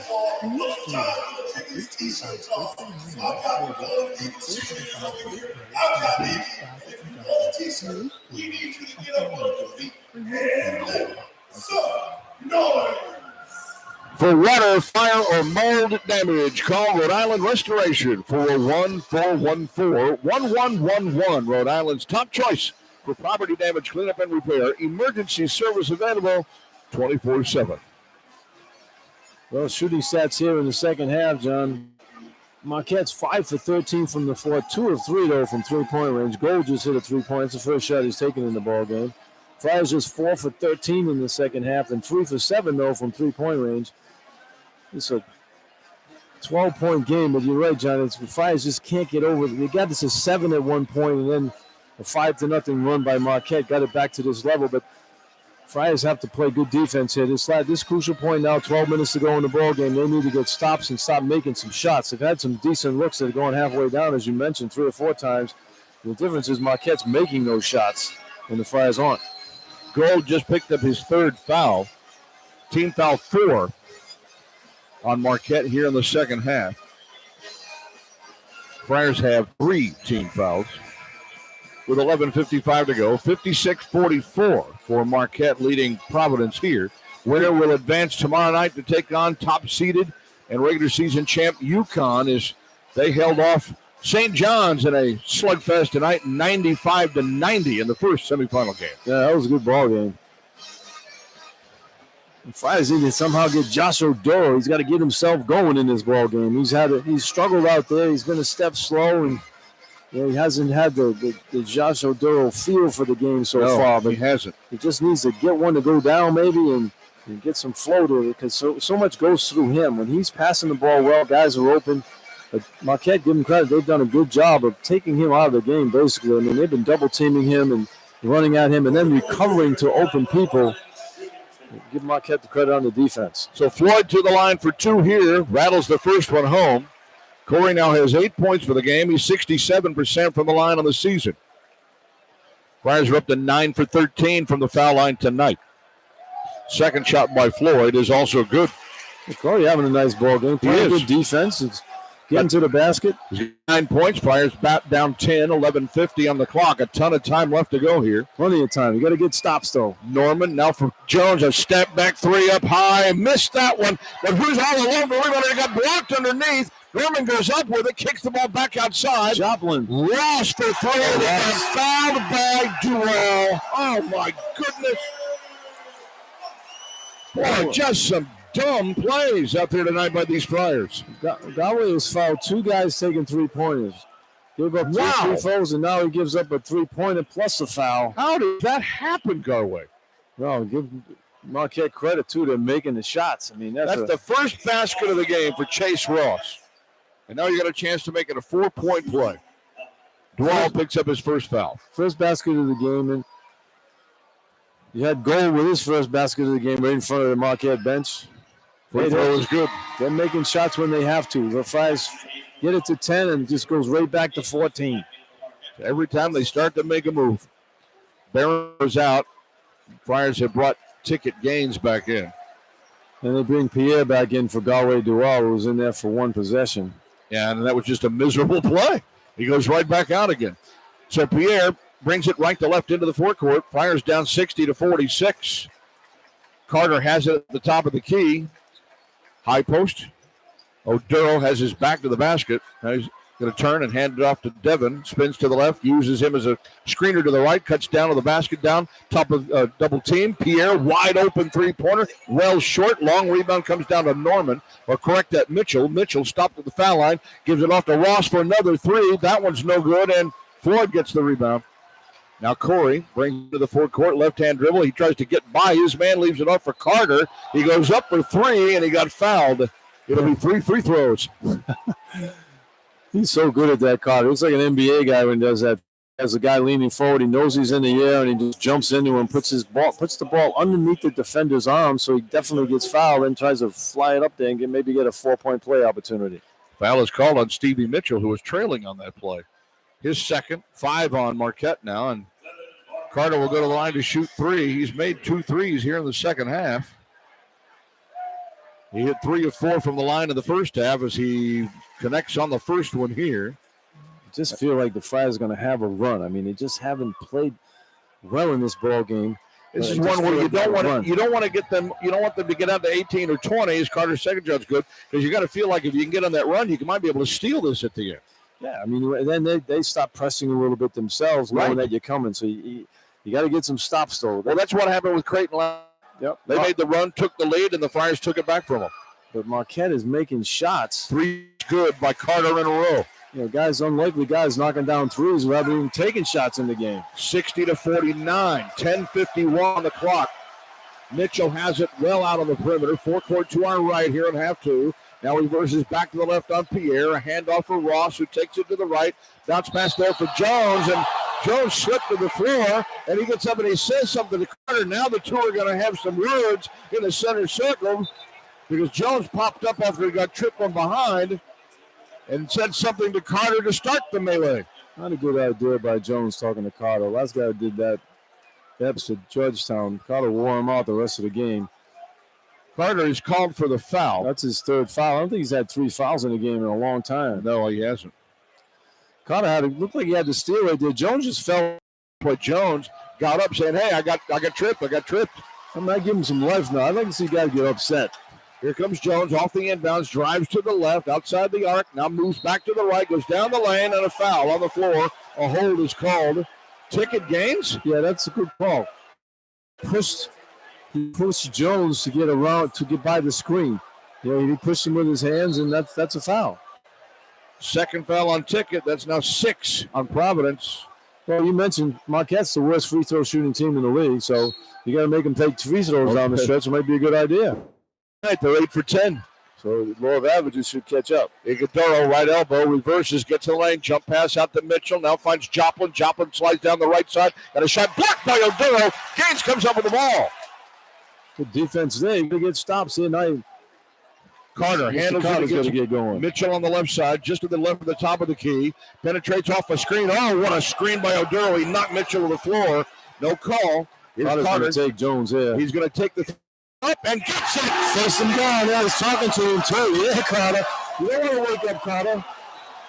Into the court left. Here comes Jones, an 8-point game. Get him physical now. You got to bang it. That's what you want to see. Jones goes down the line. Back from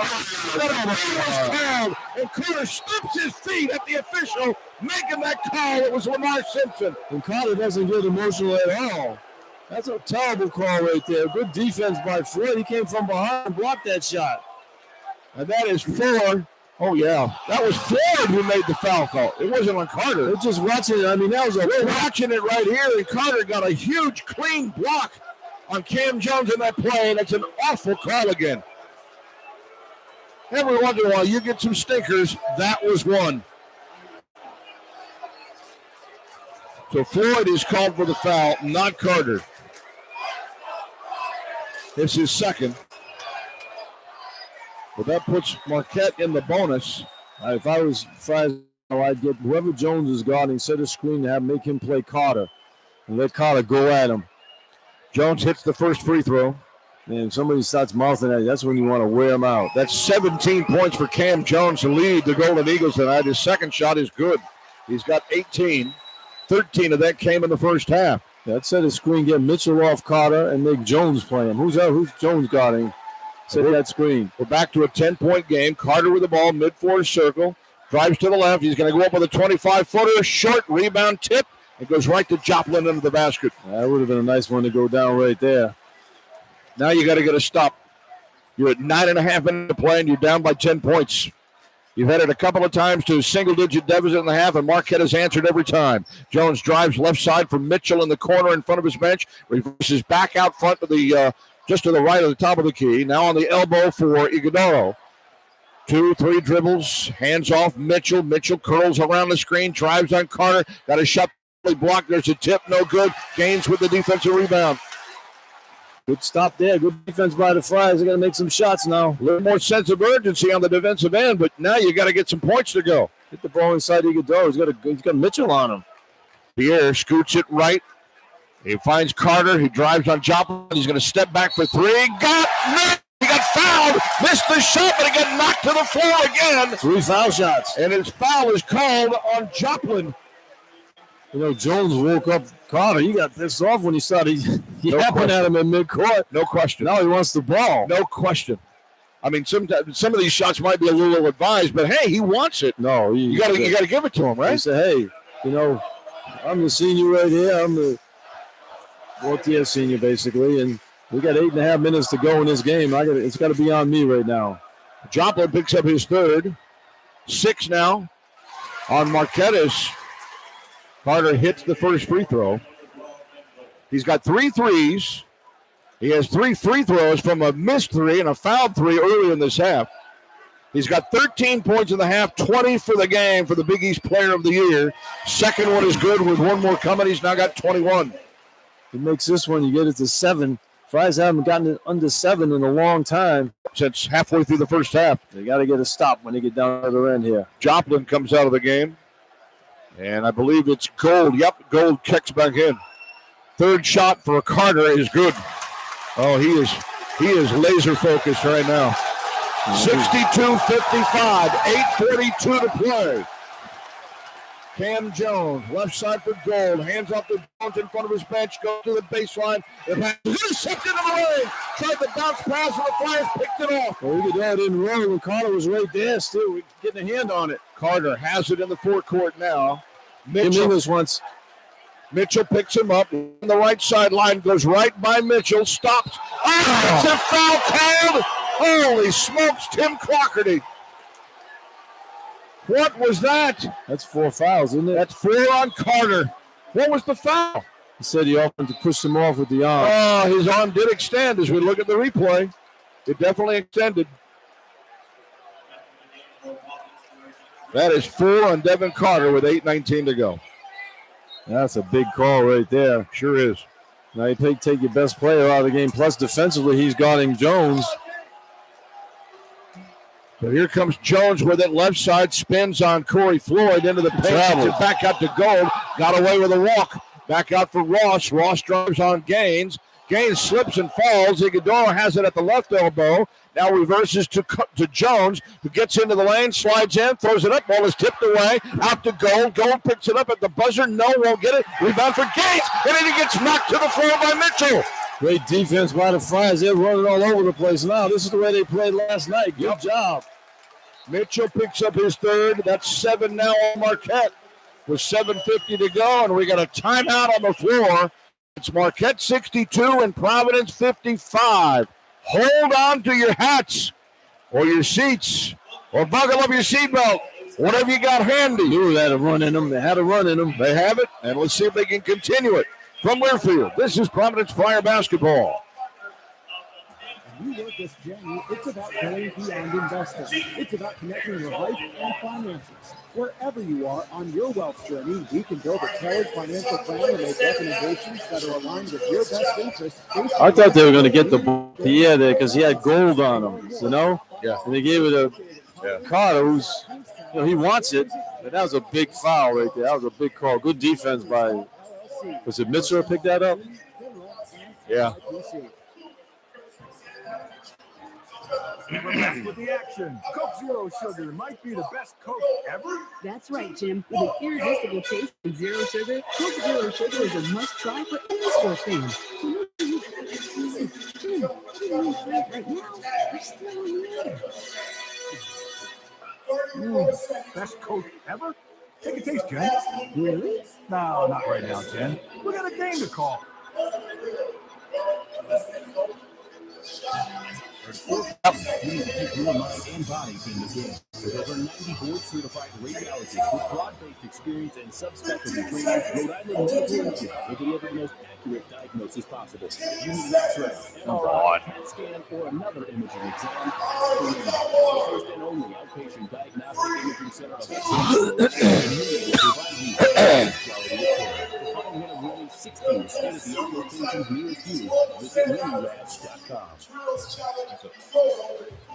SeatGeek is now the official fan-to-fan ticket marketplace of the Providence Friars. And whether you're buying or selling basketball tickets, SeatGeek is the place to do it. SeatGeek, so Friar fans can fan. 62-55. Providence is pulled back within 7. But again, they haven't been this close since midway through the first half. But they've got it down to 7 now. And a little momentum on their side. Well, got it down to 7 with the ball, but Devin Carter, the bad news is he's on the bench with 4 fouls. So Jaden Pierre was the guy last night who stepped up big time when they needed to get some scores. He had 4 possessions in a row where he took a shot. And he scored on 2 of those. So it's important now. He's got to run the offense right here. Got to get it to Odoro involved. Odoro's a good foul shooter. The Friars are in the bonus. You got Gaines going to the line. If he can make the front end of a 1-and-1 here, that would be the closest the Friars have been in a long time. They haven't been able to crack that 7-point mark. But Gaines has been struggling from the foul line as well. Has he made a shot in the ball game? No, he has not. 0 for 7, and he's 0 for 1 from the foul line as well. So he's working hard on the boards, playing good defense, but now's the time you got to stop. Well, you got to because you got your leading scorer, Devin Carter, on the bench with 4 fouls and 22 points. So somebody has to pick up the slack. Now's the time. And Gaines will go to the line to shoot the 1-and-1 off that 7th team foul there by Marquette before the timeout. Shot is up, good. First point of the night for Ticket Gaines, who averages almost 9 per game. Doesn't matter what you did missing the shots. All that matters now is make the one you want to take. Friars are now 17-21 from the line for the game at 81%. Second shot by Ticket is good. And it's a 5-point lead at 62-57. And a ton of time. 7:50 still to play. Can they do it without the hero? On the bench cheering over there trying to get the Friar fans up. Here's Jones with the drive into the forecourt on the right sideline, picked up by Pierre. Left-handed dribble, leaves it off for Mitchell. Mitchell drives to the left, goes to the leaves off for Iguodaro, switches right corner. Ross doesn't take the 3, gets into the lane, and throws the alley-oop to Iguodaro. Iguodara's been silent this whole half. They get him involved right there. Good play on the pump fake for the 3. Get to the basket. That stops the Friar run. Second basket of the half. That gives him now 16 for the game for Marquette. 64-57. Odoro now is face guarding Odoro, not allowing him to get the ball. Pierre works to the left. Bounces to Odoro, who spins in the lane, and there's Ross who comes over for the steal, and then Barron comes in to try to knock it away and undercuts him, and I think gets the foul. Yep. And landed on his face on that one, too, as he went for the loose ball. Again, Iguodaro, when he puts the ball on the floor, he's got to know somebody's coming. You talked about Odoro, right? Yeah. Barron just got crunched. Took a shot, man. I mean, he got hit right on the face, on his head. And that's happened to Odoro the entire game. I think Marquette's game plan against Josh Odoro has been a strong one because they immediately double it, and they'll delay that double team when he's not expecting it. One dribble, boom, they move in on him. Well, most teams all year have been guarding him straight up, and he hasn't seen any double teams when he handles the ball. The Friars try to spread the court and let him beat his big man, and most teams have allowed the big man to play Odoro, and Odoro's been able to wear them out, but now they're getting double teams on him. So Barron gets called for that foul. It's the 9th team foul. It'll be a 1-and-1 here for Chase Ross. And here comes Devin Carter back into the game. 4 fouls and 7:04 to play. He's got to come out for Barron. Barron's going to come out. Barron's got to be a little woozy there. That might have been a concussion. He doesn't have a helmet on, and his face hit the floor, and the body landed right on his head. Yep. Going for that loose ball. So he undercut Ross on that one, which was the foul. So Ross, 1 for 1 at the line tonight, 72% on the season, makes it. Yeah, every time the Friars get that chance to get closer, they make a shot and get to the line and make a shot. They got it down to 5. It's back up to 8. This is what they did against Creighton. Give the credit to Marquette. One more for the left-hander from Dallas, Chase Ross. In and out. Carter gets the rebound. It's an 8-point game, and we got an even 7 minutes to play here at Madison Square Garden. Big East semifinal. The winner moves to the finals to take on UConn. Here is Carter. Comes to the right side off of a screen. Mitchell stays with him, crosses over, gets into the lane, bounces out for Gaines between the circles.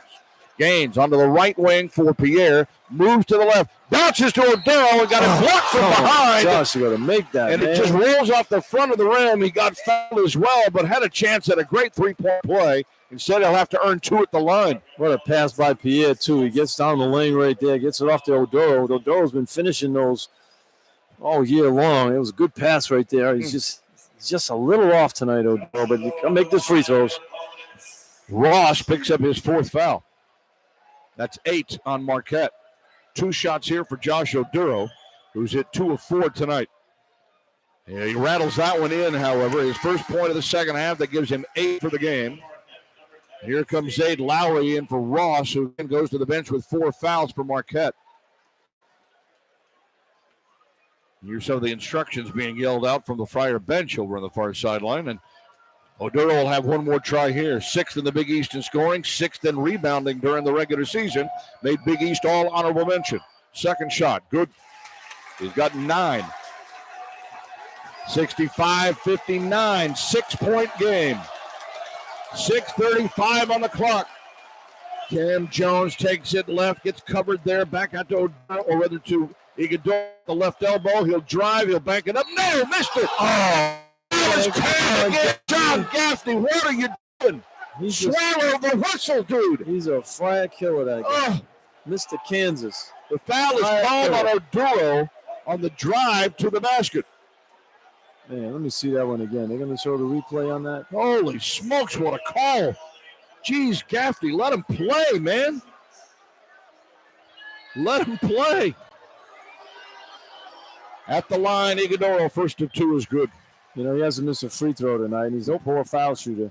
That's how you win games. I mean, guys are stepping up, making shots where they have to. They're not letting the Friars get any closer than they have been. He's 3 for 3, 61% on the season. Second shot by Oso is good. He's got 18 points, and it's back to an 8-point Marquette lead. Friars are without a field goal, Joe, in the last 3 minutes and 40 seconds. Need one here. Coming up on 6 minutes to play. Pierre works hard to the right side with it. Picked up by Lowry into the right corner for Gaines. Back out to Jaden. Comes left for Floyd. Floyd has Jones guarding him. Wants to penetrate. Kicks the ball back out front now for Pierre. He penetrates. He gets inside. He backs it up and scores. Well, a lot of contact on that play. No whistle though. Good shot there by Jaden Pierre, getting that contact and still getting the shot off. 14 for Jaden. And we're down to a 6-point game again. 5:47 on the clock. A good answer there for the Flyers. Iguodala, foul line works. Picked up by Floyd, spins inside, banks it up. No, rebound by the little man. Mitchell goes up, missed it, and another whistle. Good Lord. Well, they stop Iguodala, and the Friars don't get the rebound. And this foul is called on Oduro. That's his 3rd. Give Marquette credit. Man, they're all over the glass. They don't have size, but they get in there and they battle. Stevie Mitchell's in there. Jones, I mean, they're all over. They're not the biggest people in the world, but they find a way to get in the cracks and get the rebounds. So it's a 2-shot foul. They're in the double bonus here with 5:35 to go. Man alive. You had Floyd on Iguodala, and he was able to stop the initial shot, and the Friars weren't able to get the rebound. Get the rebound, and Mitchell was right there under the basket. Teams are even in rebounds, 31-31. Mitchell's free throw bounces and misses. Rolls to the left. That's just their 4th miss of the night. They're now 13 for 17. One of their better free shooters, too, at 75. Right? Yep. Fire bench is animated about something. Mitchell, one dribble at the line, lets it go, got that one. He's got 5.5, 8 points for the game, and it's 68-61. And we got 5.5 to play. 7-point Marquette lead. Between the circles, Pierre, Providence has to continue to find an answer on offense. Rubs left off of a high screen. Moves to the three-point line. Get it into him. He's got a guard on him. Not Carter gonna double him. now finds Oduro. Kicks it back out to Pierre. Right corner. Gaines for three. No. Rebound. Carter scores. Good job on the offensive glass right there. Friars got it to 5. 24 for Carter. 68-63. Jones left wing. Comes around the screen. Goes down the lane. Scoots it back outside. Lowry wide open. No. Long rebound. Oduro's got it. Lowry's a freshman. He hasn't even played much. There's no way he's going to make that shot. And again, the Flyers can cut it closer. Pierre works to the right side, hands off for Devin Carter. Let's see if Superman can put on his cape. Crosses over, drives to the right, goes to the hole, scores! Good move there by Carter on the screen. Timeout, Marquette. Flyers got it to 3. Superman has arrived in the building. That's why he's player of the year, man. He just rises to the occasion, gets the moment. Leaping tall buildings in Manhattan in a single bound. We have Devin Carter. And we got a timeout with 4:35 to go. 68-65. Marquette by 3 from Learfield. This is Providence Flyer basketball. In 1933, our grandfather, Tom Hassett, started out selling beer and wine in a small liquor store in Windsor, Illinois. And in 1962, our father Jack Hassett moved Hassett to several locations in Rooke, New York, to provide our customers with the best selection and the lowest price.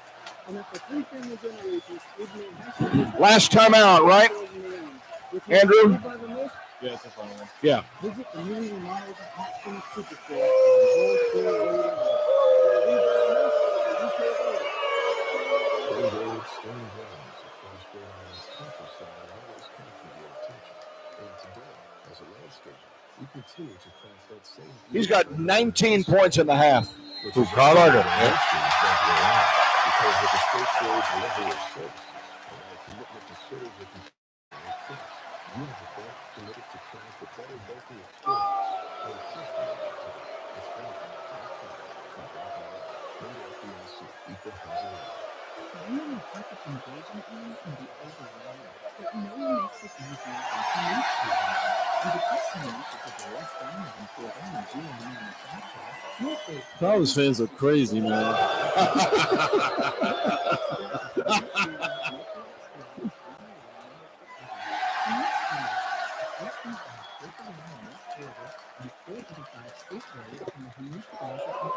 I don't know what to do. John Rooke, Joe Hassett in Madison Square Garden. Marquette back to play, 68-65. Big defensive stop you need here. Deficit for Friars is 3. Oshirigadoro has it at the top of the key. To the foul line. Jumper up. No! Rebound for Gaines! Well, he hasn't been much involved here in that second half, John, offensively, Godolo. The Friars, man, hey, you can take that shot. They backed off everybody, let him shoot it. And the Friars could tie it with a 3 on this possession. And it hasn't been tied since early in the half. And there's Mitchell, who got fouled by Oduro. Oduro tried to set the screen, and Mitchell bit the hardwood. You know, Oduro's got to just stay still on that. What's that? What is that? What is that? He just stayed still. He didn't move. He didn't even move, and the official called the offensive foul on Oduro. It just looked vicious. He didn't move. He's a big guy. He set his screen there. His teammates are supposed to let him know that screen's coming. He rung his bell. That's that's not his fault. And that's 4 fouls on Josh Oduro with 4:07 to go, and he's got to come out of the game. Yeah, that's a bad call. It's a horrible call. He had both hands down. He had both hands down. He did not lean his elbow. He did not lean his shoulder. He just stood there, and Mitchell bit it. And the official called it. We've got some really bad calls here in this second half. So Marquette near the ball. Friars really have to come up with a stop. Iguodala has it at the top of the key. Runs to the right on Castro. Muscles his way in. And throws it away on the ball to the far side. Good job by Castro on the position. But Carter came over to help out. Looks like they're going to have a timeout out here. And Kim Inglis goes over to Castro and grabs him and said, good job on the defensive end. Yeah, we get an official's timeout. We're going to hold on to it right here. You got Carter and Oduro with 4 fouls each, John. With 3:50 to go. 3:50 to go. Your 2 stars with 4 fouls, and you're within 3 points of nationally 10th ranked Marquette. You got a chance here, and you got the ball. It's a chance where you get who's going to get the ball here. Obviously Carter, but I'd like to see Pierre involved offensively right now. He's done a good job of getting to the basket, turning the corner on those double teams. Whoever the screener is, whoever Iguodala is guarding on the screener, John, he jumps out and hedges and almost double teams. And if Pierre can turn the corner and make Iguodala have to play him, there'll be a mismatch inside. And then you have Pierre outside who can take Iguodala, make him back off, and he can take a three-pointer like he's done a couple of times in this ballgame. So Friars have options right here, especially with Carter. When he comes up, without Iguodala setting the screen now, there's not as much movement to get him to the basket. Last play, he just scored going to the basket. Iguodala set a good screen for him. But now Iguodala's not there, so you don't have to worry about Castro as much as you do Iguodala. I mean, as you don't worry about Oduro. You know, the name sounds so familiar. I'm getting the mixed up. Iguodala and Oduro. Yeah, that's exactly right. Iguodala and Oduro. Well, the Friars have 19 second-half points from Devin Carter, 26 for the game. He has 8 rebounds. Josh Oduro has 9 points. He has 10 rebounds, actually, to lead the Friars on the backboards. But both of the Friars stars have 4 fouls. Chase Ross, who started at off guard for Marquette, the only Golden Eagle with 4 fouls in this game. Both teams are in the bonus. 18 fouls for Marquette, so it's still a 1-1 for the Friars. Providence has 11 team fouls, and Marquette in the double bonus here for the final 3:50 of the ballgame. These two teams have only met once before in Big East tournament play. That happened back in 2011, and Marquette won it going away. The only other time these two have met here at Madison Square Garden in the tournament. Think about that. I mean, it's 2024. They've been in the league together for a long time, and they've only played once in the tournament. They've only played once since Marquette joined in 2006. And that's almost, 18 years ago now. And that was 13 years ago they played them. So they're 0-1 against Marquette in the tournament. But as we mentioned, before the game started and early in the ball game, the last 10 meetings between these two teams are split evenly at 5-5. Both teams split against each other in the regular season. Teams winning at home. Providence just 1-6 all time against the 3 seed in this tournament.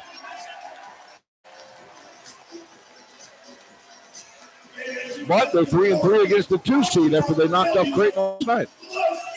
So it doesn't really mean much other than the fact that you can still be competitive, I think, against the top seeded teams when you're not one yourself. No, you can't. I mean, and they see each other so much. It's only the 2 leagues that play around robin, the Ivy League and the Big East. So you play everybody twice all year long.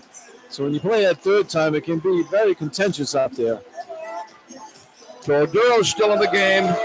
Carter's in the game. Both players with 4 fouls. As the Friars have the possession here, trailing by 3. They were down by 2 with 10:01 to go in the first half. It's as close as they've been since. Left side for Carter, outside the 3-point stripe, between the circles now for Pierre. Pierre, basket to the left. We got a whistle and a foul as Carter and Iguodala collided at the free throw line. And he ran over. And it's on Iguodala. He picks up his 3rd. That's their 9th. Carter will get a 1-1. Well, they're trying to get Oduro to the basket there. Carter set the screen, and Iguodala ran him over.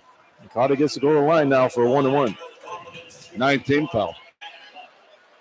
So Devin, who's hit 6 in a row in the second half, hits the first one here. It's amazing, this kid. That gives him 20 points in the second half, 27 for the game, his career high, 31, and he did that twice during the regular season.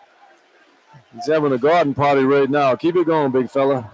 Second shot for Carter is on the way. He rattles in and out. That's his first miss in the second half. It's a 2-point game, 68-66, 3.5 on the clock. Ross has it left wing against Carter, again with 4 fouls. High post. Iguodala moves to the left elbow, hands off to Jones, curls to the left, goes right to the hoop, under the basket. Now reverses back again, runs a circle around Oduro, tries to reverse with a left hand and scores. That's a great play. That's a great move there by Jones. He's hacking the guy 4 fouls, and Carter has 4 fouls, so Kim English doesn't want to put Carter on Jones. Nope. He's got 20 points to lead Marquette, and it's Golden Eagles up. We're under 3 to play. Carter, left side, looks for the screen, drives on Mitchell. On the wing, ball gets away, but picked up by Pierre on the sideline in front of his back. Carter, 40-footer. Man, that was a long shot. Well, 6 seconds on the shot clock. It didn't like he basket, I guess. Now you got to have the stop. You're down 4. Marquette's in time with the ball. Down to 2:33 and counting down. Jones works left off of a screen. Leaves Iguodaro, goes up, nope, and fouled. And I think somebody is going to foul out. Yep. Josh Oduro just fouled out of the game. 2:27 to go.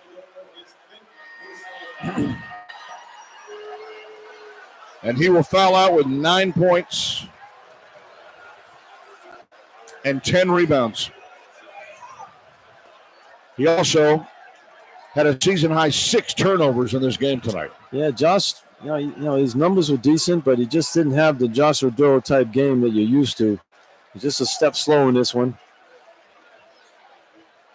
But the Friars have played with, smaller teams this year. With the 4 fouls, that's another problem.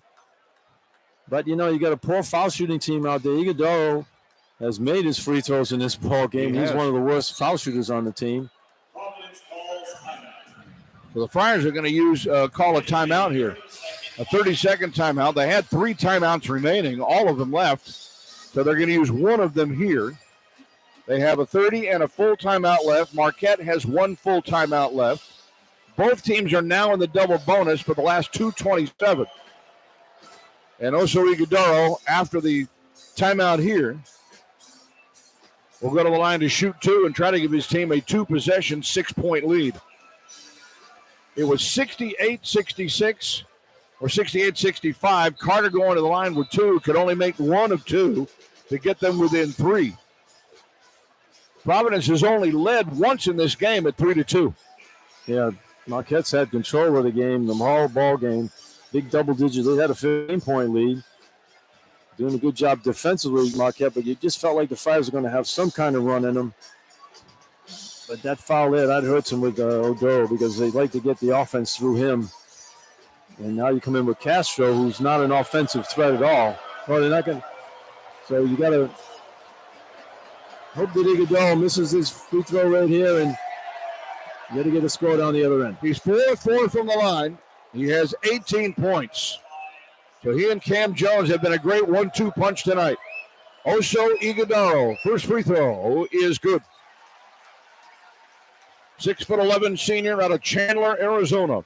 Had 14.4 points, 7.2 rebounds per game during the regular season. But he's been perfect at the free throw line, only 61% of the year. And he buries the second one. That's what seniors do. They make plays. Yep. Or at least they're supposed to. Well, you knew he wasn't going to have 2 bad games in a row. He played awful last night. Yeah, had just 4 points in the overtime win over Villanova. Now the Friars are down 6 and need to score. Pierre, alley-oop, and it goes too high, but Carter pulls it down, intended for Castro. He reverses back out front to the top of the key. Mitchell stays with him. Castro sets the screen, works to the left, now cuts back to the right. Ball got tipped, but he picks it up. He stumbles to the floor, and then he bounces it off of Mitchell out of bounds. Tell you what, Mitchell gets away with a lot of body bumping out there. I don't think, they don't blow the whistle on that one. Carr trying to turn the corner, and he's getting pushed by Mitchell. 5 on the shot clock for the Friars. They're going to call a timeout? They are. So the Friars are going to get another timeout here, and that will leave them with 1 full timeout remaining. He tried to get that alley-oop to Castro there. Just threw the ball too high. They get a back screen for him. They throw it up near the rim. If he can catch it, he can put it down, no question. But pass wasn't very good. But Carter got the rebound, but Iguodaro was standing there waiting for him, and he couldn't get that shot off. Otherwise, he could have finished that layup off. So you got 5 to shoot, and you're down by 6 with 2:03 on the clock.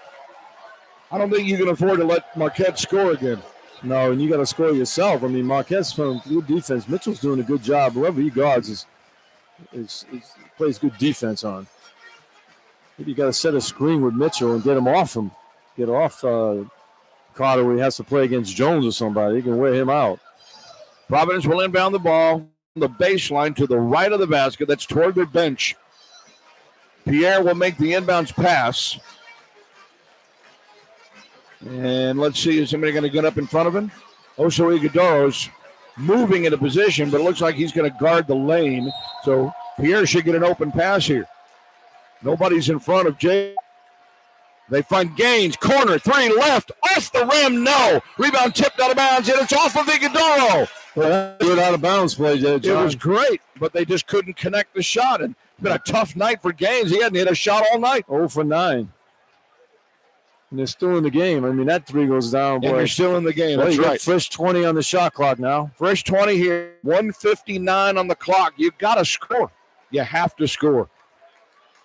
Pierre will inbound again from the exact same spot he just did. Just to the right, the basket on the baseline, in the right corner for Gaines. And then Gaines lost the ball, but he tips it to Pierre, who wraps around and scores. How about Gaines? He lost the ball, but he dove and tipped it over to Pierre, who was able to get the loose ball and gets the layup. 16 for Jaden Pierre. And the Friars are within 4. 1:44 to go. Marquette with the basketball. Jones works to the left, drives to the left, goes hard to the hoop, throws up the runner, scores high off the glass. How about Jones, man? He's been terrific in this game. Told you he had something to prove. Back to a 6-point game. Here's Carter on the right wing in front of his bench. Picked up by Ross. He finds Corey Floyd out high. Floyd works to the right off of Mitchell, steps back, looks left, wants Pierre. Pierre now grabs the ball. 1:18 to go, 12 to shoot. Cuts back to the left to the top of the key. Dribbles between his legs, goes down the lane, lost the ball. Picked up by Joplin. Puts up the floor for Ross. And Marquette will take some time off of the clock. Man, what a crushing turnover. Oh, it's good defense by Marquette. The Friars couldn't get anybody open. Carter fell down in the corner. He was trying to get the ball. And we're under a minute to play. Jones working the clock in the mid-floor circle with a left-hand dribble. Down to 9, down to 8 to shoot. Jump pass, left corner. Ross has Carter fly at him, goes to the hoop, scores. Good move there by Ross. I mean, he pump faked on the three there and got to the basket. I think that's going to do it. 8-point game for Marquette. 40 seconds left. Carter has it at the top of the key. Loses the dribble, picks it back up, drives on Iguodoro, goes down to the post, double teamed, out to Pierre, open three, short. Rebound, Castro had it, got pushed in the back, fouled. 28.7 left. And it's called on Iguodoro, picks up his fourth.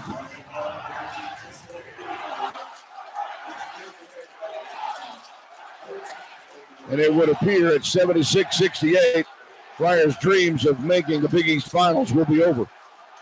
Yeah. There's not enough tape, not enough time left. Castro goes to the line for the first time tonight. He's only been a 44% free throw shooter all season. Providence has hit 21 of 26 at 81% to try to stay in this game. And he puts the first one up too strong. No good. Carway Duval comes in for a little defense is Corey Floyd. Well, who's going to go out? Carter's going to go out.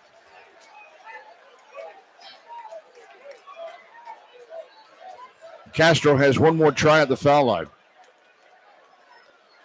76-68. 4 right points by the Golden Eagles to put this away. And Carty misses the second one. And Gaines got the offensive rebound. Pass out left. Pierre got to get a shot off. Down to 23 seconds. Steps back. Fires a three from the left wing. No. Off the side of the rim. It goes out of bounds. Marquette's ball. Marquette's game. That's the story of the game right there. Friars were what? 7 for 30. From three-point range. From three-point range. 0 for 9 for ticket gains. That is the story. Marquette 76, Providence 68, 16.2 on the clock.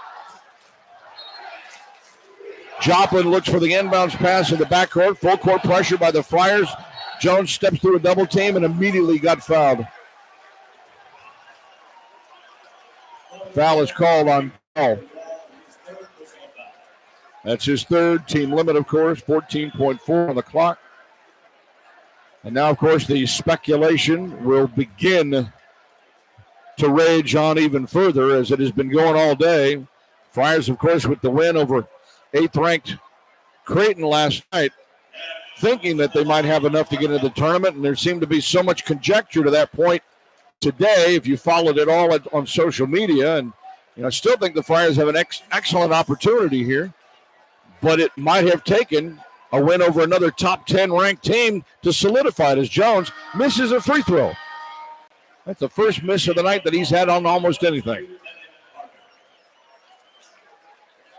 Well, Marquette, he played solid defense the whole game, John. The Friars had some open looks. You just can't shoot 7 for 30 and beat a team like Marquette who was shooting the ball well. I mean, they made their shots. Second shot by Jones, got that one. And the Friars roll the ball inbounds and then kick it accidentally. Carter picks it up across the midfloor line. They're going to take it to the right side, steps back, waits for the man to fly at him, fires off the three, can't get it. Mitchell with a rebound, and that will do it. Down to 2, down to 1. Why did they foul? That ticket, what do you foul for? I mean, it's just ridiculous. Gaines called for a foul with 2 seconds left. 77-68. And this final score is not going to be indicative of the way the game was at the very end. And you're going to glance at this score, and if you didn't watch any of this game, you see how Marquette wins by double digits. That might hurt Providence. Well, they had a 10-point lead most of the game. Friars got it down to 3. Got it down to 2. Down to 2, and it could have been 1. It was 68-66. Marquette's gone on a 9-1 run to finish it out in the last 2.5 minutes. Mitchell's free throw is good. That run is now 10-1 in the last 2.5 minutes to seal this decision. Well, give Marquette credit. I mean, they played tough defense all night. They were banging. They were physical out there like the Friars played last ball game. And Mitchell hits both free throws, and that it will do it. As Pierre will just take it up the forecourt and gets off a shot at the buzzer, and he won't get it. And it's 79-68. The final score, Marquette wins, and the defending Big East Tournament champ and 3 seed this year will move into the championship on Saturday night against top-seeded and nationally second-ranked UConn. And the Friars will have to wait for Sunday to see if they get the dance invite. You know, it's funny watching this game, John. You look at this game, and the Friars, if they win this game, they're definitely in the NCAA tournament. Now they have to sit on that bubble and hope it doesn't burst on them. But, Marquette have to play Connecticut tomorrow night. That game's over already. That game is over already. Yeah, I know. But if you win this game, tomorrow night is really it wouldn't make any difference. Yeah, but except that you're playing for a championship. Right, you're playing for a championship. But it's a tough game for the Friars to lose. I mean, they picked a bad night. They not shoot the ball well, and they had great contributions last night. Guys made shots when they needed to, and in this game they got it close. They battled. They got it to 2 points, and they weren't playing well offensively. But Marquette made big shots. When the Friars made runs, they were able to knock down some shots, and their defense was solid all night long, Marquette. All right, we'll run it down. The Santander postgame show. What's coming up next from Madison Square Garden? Friars close out the regular season with a 21-13 record, while Marquette improves to 25-8. And the Friars will wait to see if they get that dance invite on Sunday. More coming up from New York, from Learfield. This is Providence Friars basketball. Hey, Friar Town. Thank you for tuning in today. I wanted to take a moment to thank Amica, the official insurance partner of the Providence Friars. Amica is a great partner to people, and it's who I trust to protect my family and my home. If you haven't checked out Amica, visit amica.com or call 800-24-AMICA. That's 24-AMICA. See why 98% of Amica's customers stay with them year after year. In 1933, our grandfather, Tom Hassett, started out selling beer and wine in a small liquor store in Orangeville, Rhode Island. And in 1962, Father Jack Hassett moved Hassett to a present location on Rooke in Warwick to provide our customers with the best selection and the lowest prices. And after 3 family generations, we've made Hassett's Liquors one of the largest liquor stores in New England, which means that we buy the most, so you pay the least. 23%, 36%. I know. We won the rebounding battle. Wow, why are you so crazy? How many turnovers we have? You look like a racing boat. My bank. Turnovers? So your bank took you to the cleaners? We had 11. 11? Not too bad. No. Well, they scored 16 points off their 11 turnovers. Yeah. Oh, that's much easier. They were just a little tougher for us for the whole, I felt. We didn't come out with that toughness that we had last night. Yeah. And it's tough to duplicate that 2 nights in a row. Yeah. Looking for a cost-effective travel option between Providence, Boston, Connecticut, and New York? Leave the car and train behind and ride on Go Buses. With convenient stops in downtown Providence, Cambridge, Newton, Hartford, New Haven, and Midtown Manhattan. Go Buses is a choice for you. Each bus features complimentary Wi-Fi, outlets at each seat for electronics, and a free bottle of water. Departure start at just $18 one way. For more information or to purchase a ticket, visit GoBuses.com. Make the right choice and ride with Go Buses. Coach English here to talk injuries. Ortho Rhode Island Express offers immediate injury care for sprains, breaks, tears, and more by orthopedic specialists you won't find at an urgent care or walk-in clinic. Call 401-777-7000. Option 1 for a same or next day appointment, including evenings and Saturdays. And learn more at orthopedicsri.com/express. Ortho Rhode Island Express. Injuries don't wait. Neither should you. Done once, done right. Guaranteed when you hire union plumbers, pipe fitters, and refrigeration technicians who are members of Local 51. Our 5-year apprentice program includes classroom and on-the-job training. Continuing education for our members ensures they're familiar with the latest codes and safety rules. Rely on our stable and skilled workforce for your building, service, or renovation project. Local 51. Done once, done right.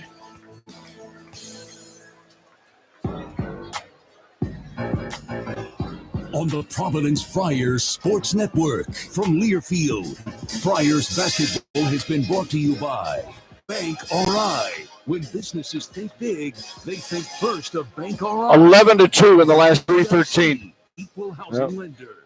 Coast to coast promotional. And that was after you lost Oduro. Yeah. Let's see, I would have run some screens to get Mitchell off Carter, make them switch. And they didn't do that. Yeah. 2-on-2. Carter to the left side. Scoots outside the three-point strike. Now Yeah. drives to the lane, kicks it all the way through. Gets it to Floyd down the lane, and he lays it in. Good job by Corey Floyd cutting to the basket, giving Carter an opportunity to throw the pass. All right, so you had some opportunities there, as we talked about. Corey Floyd showed some flashes. Jaden Pierre had a second straight game here in the Garden, but the Friars stars got into foul trouble. Josh Oduro had a miserable night. Ticket Gaines 0 for 9 from the floor, and that's just something the Friars could not overcome tonight.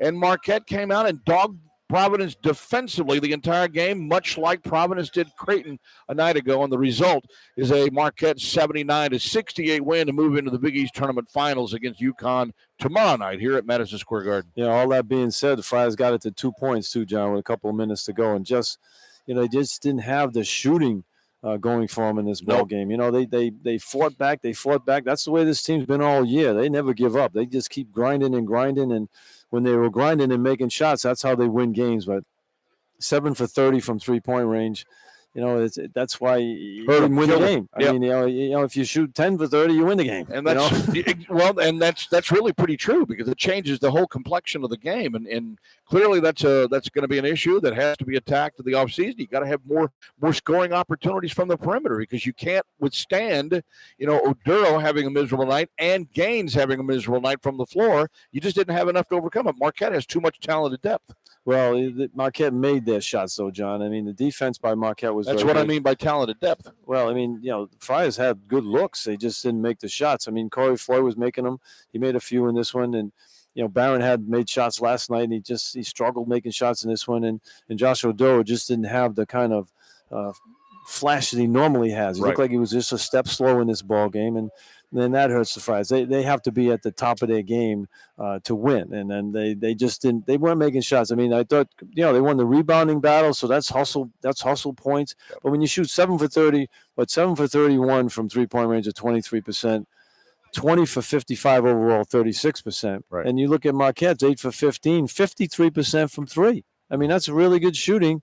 But, the Friars just couldn't get it done on the offensive. It all came down to making shots. Marquette made their shots, and the Friars didn't. Well, in the first half, tight game early, Marquette began to open it up. It was 10 minutes to play, and Marquette had a 2-point lead, which the Friars had their only lead of the ball game at 3-2 in this one. But it was an 18-16 Marquette lead, and then they went on a 17-2 run, including a 12 nothing run within that 17-2 to open it up, and they ended up leading by 11 at the half, 42-31. And you kept thinking, that's awful. The Friars really couldn't play much worse than that, but there were opportunities there. They missed open shots even while Marquette was out on them. Yeah, and Marquette, to their credit, every time the Friars looked like they were going to get a little bit closer, somebody would hit a three-pointer. Yep. Or get a backdoor and make a layup. Yep. And that would stem the momentum. They always kept the Friars from getting any kind of serious momentum in the game. And the Friars still were able to grind it out and get to that 2 points. If the Friars take the lead in the game, I know ifs and buts, we say that candy and nuts, but if they take the lead in the ball game, now there's more pressure on Marquette. They had a 15-point lead. Now they're behind in the game.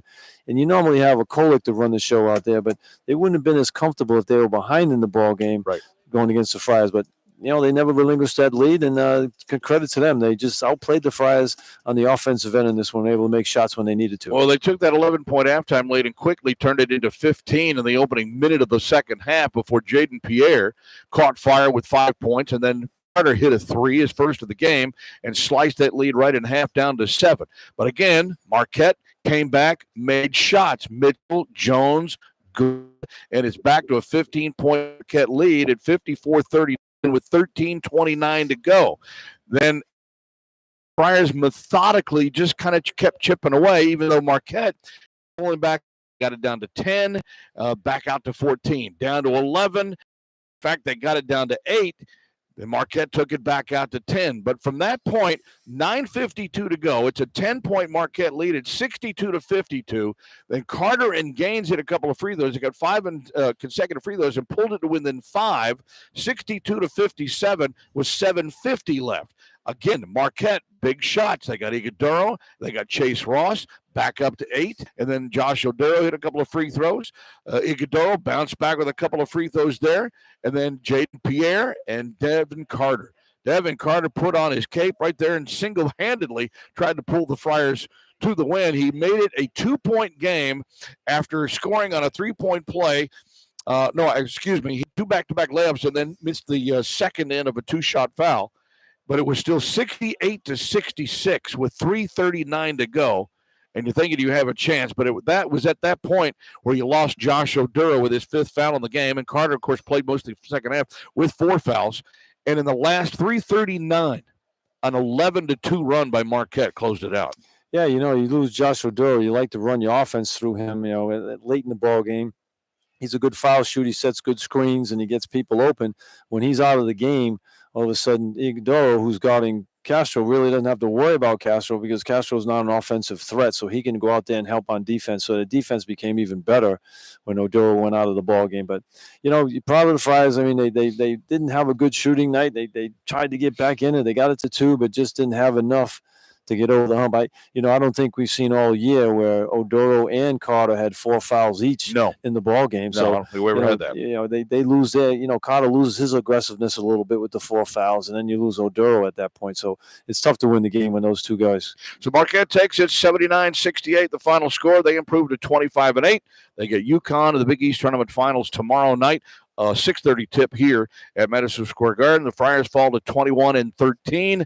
They get 1 win and 1 loss against 2 top 10 teams in this tournament, and now have to wait until Sunday to see if they're dancing.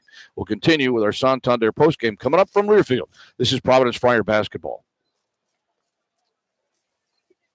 Hey, Friar fans, this is Coach Kim English from Providence College men's basketball. I want to extend a massive thank you to Finette. Who did Marquette beat last year in the finals? Connecticut?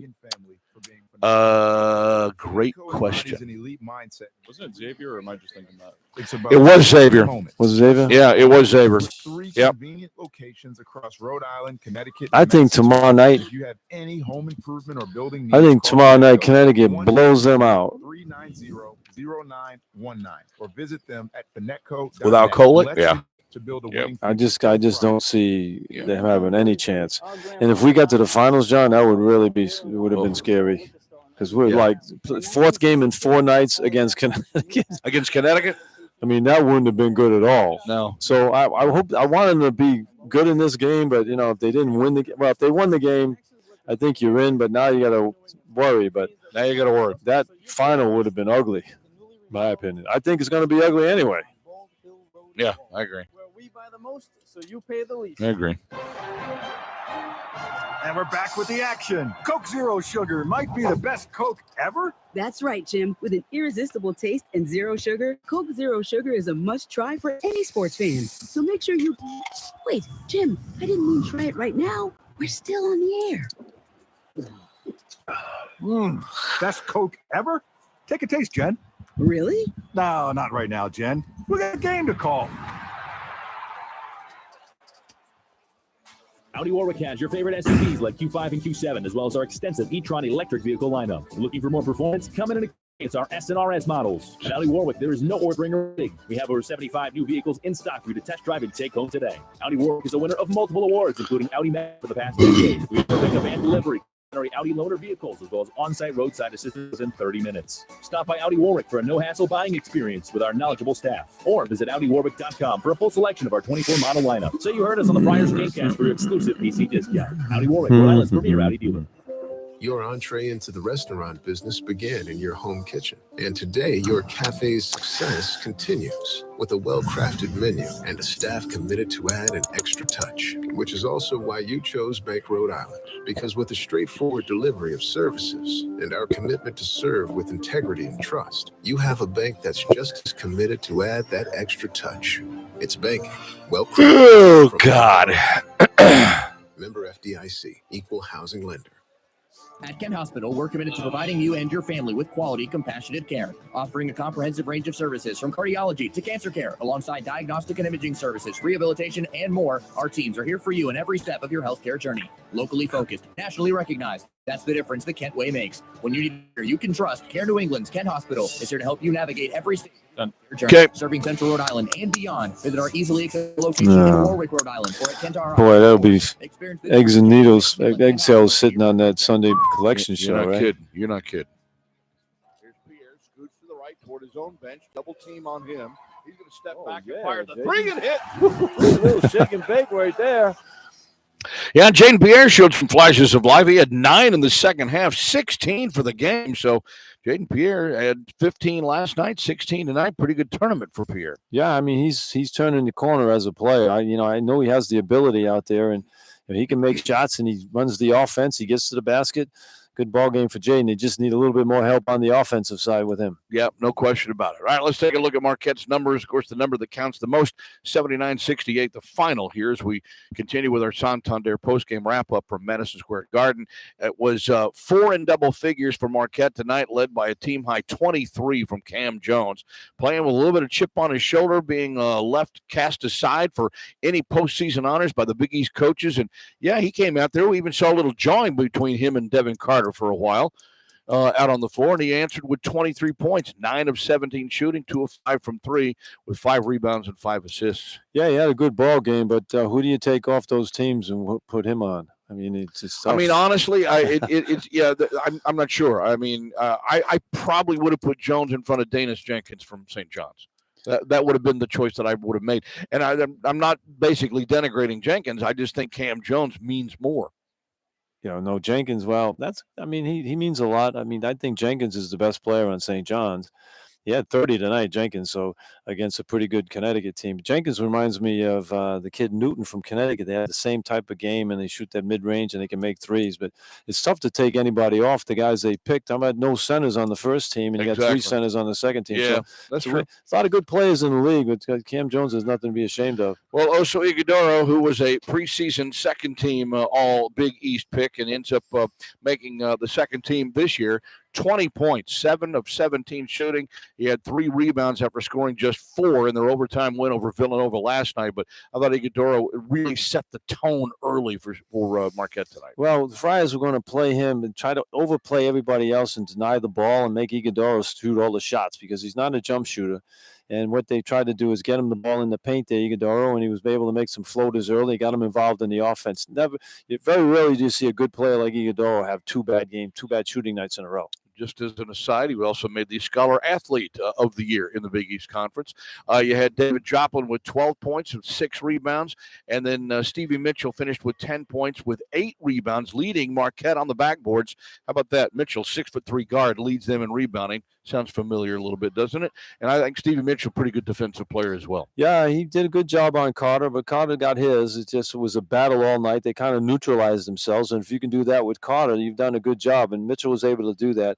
And Marquette doesn't switch anything, so Mitchell was fighting over everything and making sure he stayed on Carter. I think if the Friars set some more screens and maybe get Carter on somebody else like a Jones to play him, that would have put more pressure on Jones to score if he had to play defense against Carter most of the night, but they weren't able to get that matchup going. Chase Ross started, had 7 points as well with 4 rebounds, and then off of the bench, Zayd Lowry had 3, Ben Gold had 4, and Trey Norman was scoreless. Marquette shot 26 of 57 from the floor. That's 45.6%. So right at about 46% shooting with the floor. The Golden Eagles were 8 for 15. That won 3 at 53%. When you consider they did 8 for 15, and the Friars were 7 for 31, there's your ball game. Yeah, I mean, and they were patient on that three-point shot, too. Iguodala, who's a good passer, I mentioned before the game, John, he's the second leading assist man on the team, and you have the leading assist man. Kolek is the leader in the country, with assists, and Iguodala has 88 assists on the year, so the offense ran through him tonight. Good passer. He found the open guys for threes. 19 to 24 from the foul line, so the Golden Eagles shot way better than they usually average, right around 70%. They're 79%. Rebounding, Friars actually had 2 rebound edge over Marquette in this one, a 37-35 margin for Providence. They forced just 8 Marquette turnovers. The Golden Eagles took advantage of that. Friars can only score 6 points off of those 8 turnovers. For Providence, well, the balanced scoring wasn't there like it was a night ago. Devin Carter tried his best, 27 points for the Big East Player of the Year, including, Joe, 20 in the second half alone, and half a dozen of those came after he picked up his 4th foul. 7 of 14 shooting, 3 of 8 from 3, and 10 of 12 from the foul line. He had 8 rebounds to go along with those 27 points. Jaden Pierre was the only other Friar in double figures, had 16 points with a couple of rebounds. It didn't have an assist in this one, but he had 6 of 16 from the floor. Jaden just 2 for 8 shooting the 3. Josh Oduro did have a tough night tonight. 9 points, only took 4 shots because the way Marquette defended him, he put the ball on the floor and that double team right around him. And sometimes it was even 3 yellow shirts around him. Yeah, they didn't double him until he put the ball on the floor. And he's when he's put the ball on the floor against most big guys this year, he hasn't had any doubles run at him, and he's been able to score pretty regularly. Well, in this ball game, he wasn't able to do that. I think that's the strategy you got to do against, Josh Oduro on this Friar team. You got to make, somebody else do it, and, somebody else has got to help Carter. And that ultimately is what happened tonight because they kind of took Oduro out, and I thought they chose pretty wisely, at least Shaka Smart's team did. 9 points, 10 rebounds for Josh before fouling out of the game with 2:27 to go. 9 points for Corey Floyd off of the bench, hit 3 of 7, but could not hit a three-pointer. Had a couple of rebounds as well in his 27 minutes. What really hurt tonight, I thought, Ticket Gaines just 2 points in 39 minutes. 0 for 9 from the floor, 0 for 8 from 3. He did have 10 rebounds, but he can't go 0 for 9 and you expect this team to win. Yeah, I mean, he's not trying to miss them. He had shots that he just didn't make. Didn't fall. You have those kind of nights, and it's not a good night to have one of those because you needed to make half of those to have a chance to win this one. Rich Barron had 3, you had Garway Dual with 2, and Rafael Castro played 6 scoreless minutes. Friars shot 20 of 55. That's 36%. So they're definitely outshot from the floor. Only 20 made field goals tonight. 7 of 31 from 3. Ouch. That's 23%. 21 of 28 from the foul line, so they did hit 75% of the line. Decent night there. Out-rebounded Marquette, 37-35. 11 turnovers, not a bad number. They only had 8 last night against Creighton, but the problem is Marquette turned those 11 turnovers into 16 points, outscoring the Friars by 10 off of turnovers. The final score was an 11-point margin. Yeah, and Marquette prides themselves on getting deflections, and their always hands are active in the passing lane, so you can't throw an easy pass, and they get their hands on a lot of deflections, and then they take off with the ball. And that's how that's the way the Friars play. I mean, the Friars get a lot of offense from their defense, and they get down the floor and get some easy looks, and that's what Marquette did in this one. They got a lot of looks after a turnover. Well, you had the sellout crowd again of 19,819 again here inside Madison Square Garden. The Friars fall to 21-13 overall as Marquette improves again to 25-8, and they'll get UConn in the Big East Finals tomorrow night at 6:30. Final timeout to take. Joe and I will tell you what these next couple of days will likely be like for this Providence team as they hope to reach the NCAA tournament. Coming up in a moment from Learfield, this is Providence Friar basketball. You guys going with Carter? Yeah. Thank you.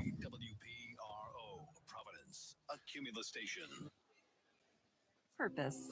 It's more than a direction. It's fuel for what comes next. At Centerville Bank, we know that when we put Man, it's so late. Our game started at 8. Well, it's supposed to start at 8. And you get out of here at 11:30 or so. I know. It's crazy. time and talent and invest in the neighbors and local businesses around us. Together, when you partner with us, we can all make progress on purpose. I thought we would have won the game tonight. I thought we could too. I don't think Marquette's that good without Kolek. No, I didn't either. I didn't either. Fighting through the storm of life can be a whirlwind. And if that weren't enough, the responsibility of constant worrying of your medications can be overwhelming. Don't let your prescription needs get caught up in the storm. White Cross Pharmacy's MedPack is the perfect way to help make your medication management simple. The MedPack arrives at your doorstep each month, making it easy and reliable to stay on your medication schedule. Visit whitecrosspharmacy.com to help calm your storm. Austin. Dennis Wyatt from Look at that. Company and Providence College's class Is of that 1987. 0 points from MU tonight in the mid-range paint, foul line, or beyond the arc. Really? Yep. Wow. About our lifetime warranty on our shingles. This is head coach Kim English, and our friends here at Midland Roofing are proud to raise the They had no mid-range. Well, in the paint, you mean? Because Iguodala had all the mid-range shots, which was in the paint. In 1933, No, that's not right. Jones had a left-handed floater that wasn't in the lane. He was outside the lane in the first half. I remember that shot. Unless he looked at a shot chart. Yeah, well, that's They wrong. might not have given it to him. They just showed a highlight of that again too. which means that we buy the most, so you pay the least. Visit the newly He was well outside the lane. He was like at that black line there, a floater in the foul line. I mean, in the corner. Elite Physical Therapy is the premier choice for physical therapy in Rhode Island. You deserve a physical therapy place that will go above and beyond to ensure you remain comfortable while achieving the results you want. Elite Physical Therapy is staffed by a team of highly trained and talented physical therapists. All of them That girl's take the time tall, to man. listen to your concerns and answer your questions. That way, they can create a personalized treatment plan that puts your comfort first. Elite Physical Therapy, award-winning hands-on care for healthy results. It's your choice where to go. Dave's Marketplace is a proud sponsor of Providence College Athletics. Dave's is a locally owned and operated company with 10 locations serving Rhode Island families. Dave's has won many awards for its prepared foods and pizza departments, so when you don't have time to cook, they can satisfy your family's needs. When you do have time to cook, Dave's offers the highest quality produce, seafood, deli, bakery, and This is a tough tournament to win, man. Huh? It's a tough tournament to win when you got to win 4 in a row. Yeah. Yeah. Penetrates off the screen. Oh, what a screen by Oduro. He knocked Mitchell to the floor. No call. Here's Carter's Carter. going to take Jones there. He's going to take the three-pointer up and gets it. Face him down. Now he's talking to him, too. Yeah, Carter. You want to wake up, Carter. That's kind of what happened right there. Is Devin Carter with 20 of his 27 in the second half. He's our Audi Warwick outstanding performance of the game tonight. Well, he's been like that all year. You know, you don't want to wake up a giant like that. You know, you get in those situations where a guy's going to yap at you. Now you just get more fired up. And if you're tired, the adrenaline kicks in. You just can't wait to go against him. Right. That's kind of what happened. So, I mean, you know, give Devin Carter credit. Friars just didn't have enough help from his teammates outside of this, and only 7 for 31 outside the 3. And Marquette had a pretty good shooting night overall, and they end up winning the game 79-68, the final score. Again, they get their 25th win. They get top seeded and second-ranked UConn tomorrow night, which was a 95-90 win over St. John's in the first game of the doubleheader in the semifinal Friday night here. And so UConn against Marquette tomorrow night, as Marquette will try to repeat as Big East tournament champion for a second year. And the Huskies, of course, won the regular season championship with a league record 18 regular season wins. You like Marquette? I mean, you like UConn tomorrow night? I definitely do. I'm disappointed it won't be an all New England final in the Big East. I don't think that's ever happened, but could have been. You know, if the Friars won this game, it would have been a very difficult task to try to beat Connecticut after playing 4 nights in a row. I think Connecticut tomorrow will put a whooping on Marquette. That's my opinion. I mean, I've been wrong like a million times, but I just don't see Marquette. You have to have a pretty special team to win 4 games in 4 nights in this league. And we know that, UConn did it, 13 years ago with Kemba Walker. Right. They actually won 5 games in 5 nights because it was a bigger league back then. But that should probably give you at least a little bit of a clue how magical that run really was, because it just doesn't happen. And, the Friars, as we know, have some flaws to them and played well the first 2 nights and then, played well in spurts here on night 3, but ran out of gas when you go up against a top 10 team. Yeah, I mean, they worked hard. That's what I like about them. They never quit. They were battling. They were crashing the boards. They just had a bad shooting night, and when you're not making shots, it's tough to win ball games. I mean, but they got it to 2, and they got to be proud of the fact they got to that point. But, you just – you got to make shots, and that's what Marquette did, John. They made shots when they had to. Shoot 53% from 3. That's good playing. All right, and so what the Friars now at 21-13 overall must do is they must wait until the NCAA selection show, which I believe is at 6 p.m. Eastern time on Sunday, to find out whether or not their resume is good enough to make the field of 68. Now, to that end, it probably won't do us any good to sit here and speculate, but we can tell you the Friars did have 6 quad 1 wins. And of all the teams that have been mentioned as being on the quote-unquote tournament bubble, Providence has more quad 1s than anyone else. Maybe that's a benefit of playing in the Big East Conference, but I would tell you that, the other leagues that are well thought of this year, in particular the Big 12 and also the Big 10, there's no bubble teams in those leagues with 6 quad 1 wins. Yeah, so we'll see what happens. You can't complain because there's 68 teams that make the tournament now. Back when I played, 32 made it, and you could complain a lot because you kept a lot of good teams out. Now it's 68 teams. You got an excellent opportunity to make it. They want to make it 90. Yeah, 90. Well, how can you complain? 90. If you don't make it to top 90, I mean, it's like, wow, right? Yeah, it's tough to complain at 68 too. But I think the Friars will be playing the postseason somewhere. Either they'll play in the NIT if they don't make the NCAA tournament. But I think they're good enough to get in the NCAA. I think it's going to come down to Providence and Seton Hall. That's what I think it's going to be. I don't, you're going to take 6 teams from the Big East. St. John's will be the 5th one, and the 6th one's going to be the same. So you think St. John's is in even after losing today? Yeah, I do. I think St. John's is going to make it. And, they've won 6 out of the last 7 games. They look good today against Connecticut. They're playing better basketball. And I think they'll get in as the 5th team. And then if the committee thinks the Big East is worthy of 6, it'll be either Seton Hall or Providence. And Seton Hall had the better regular season finish, but the 2 teams split during the season, and they advanced further in the tournament. Right. So we'll see what happens. We'll find out what happens. So that's what will happen on Sunday. We'll wait and see. And then at some point in time next week, Joe and I will be with you for whatever postseason tournament it'll be, but we'll have all the action for you because I'm like you. I don't believe this season is quite over yet. Yeah, we'll be ready. We'll be ready. We'll play some basketball somewhere. You just hope that it's in the dance, and whether it's in Dayton, hey, right now I'd probably take that. I'll take it all day long. You play, it's the NCAA tournament. If a teammate of mine, Gus Williams, he said, get traded to maybe Cleveland or someplace like that. He said, Joe, it's the NBA. I don't care if it's West Hell. If it's in the NBA, I'm playing. So if we're going to play in Dayton, we'll go play in Dayton. It's the NCAA. Whatever it may be. Hey, thanks to studio producer Andrew Meehan, our engineer Mike Caragliano, who's taken really good care of us here over the last 3 days. And for my partner, Joe Hassett, I'm John Rooke. Thanks to Austin Rooke for all the social and statistical duties as well. Our final score here, 79-68 for Marquette. Friars dropped to 21-13. We'll see if they're playing on next week in the NCAA tournament. Selection show will start on Sunday night at 6 p.m. Eastern, and then we'll go from there. Hopefully, we'll talk to you from someplace next week. Until then, so long, everybody. Friars basketball. Thanks, Andrew. Thanks, guys. All right, you got it. proud sponsors of Providence College Athletics. Coca-Cola, together taste better. Rhode Island Public Transit Authority, welcome to your ride. Santander Bank, the official bank of Providence College. And by White Cross Pharmacy, home of the MedPack.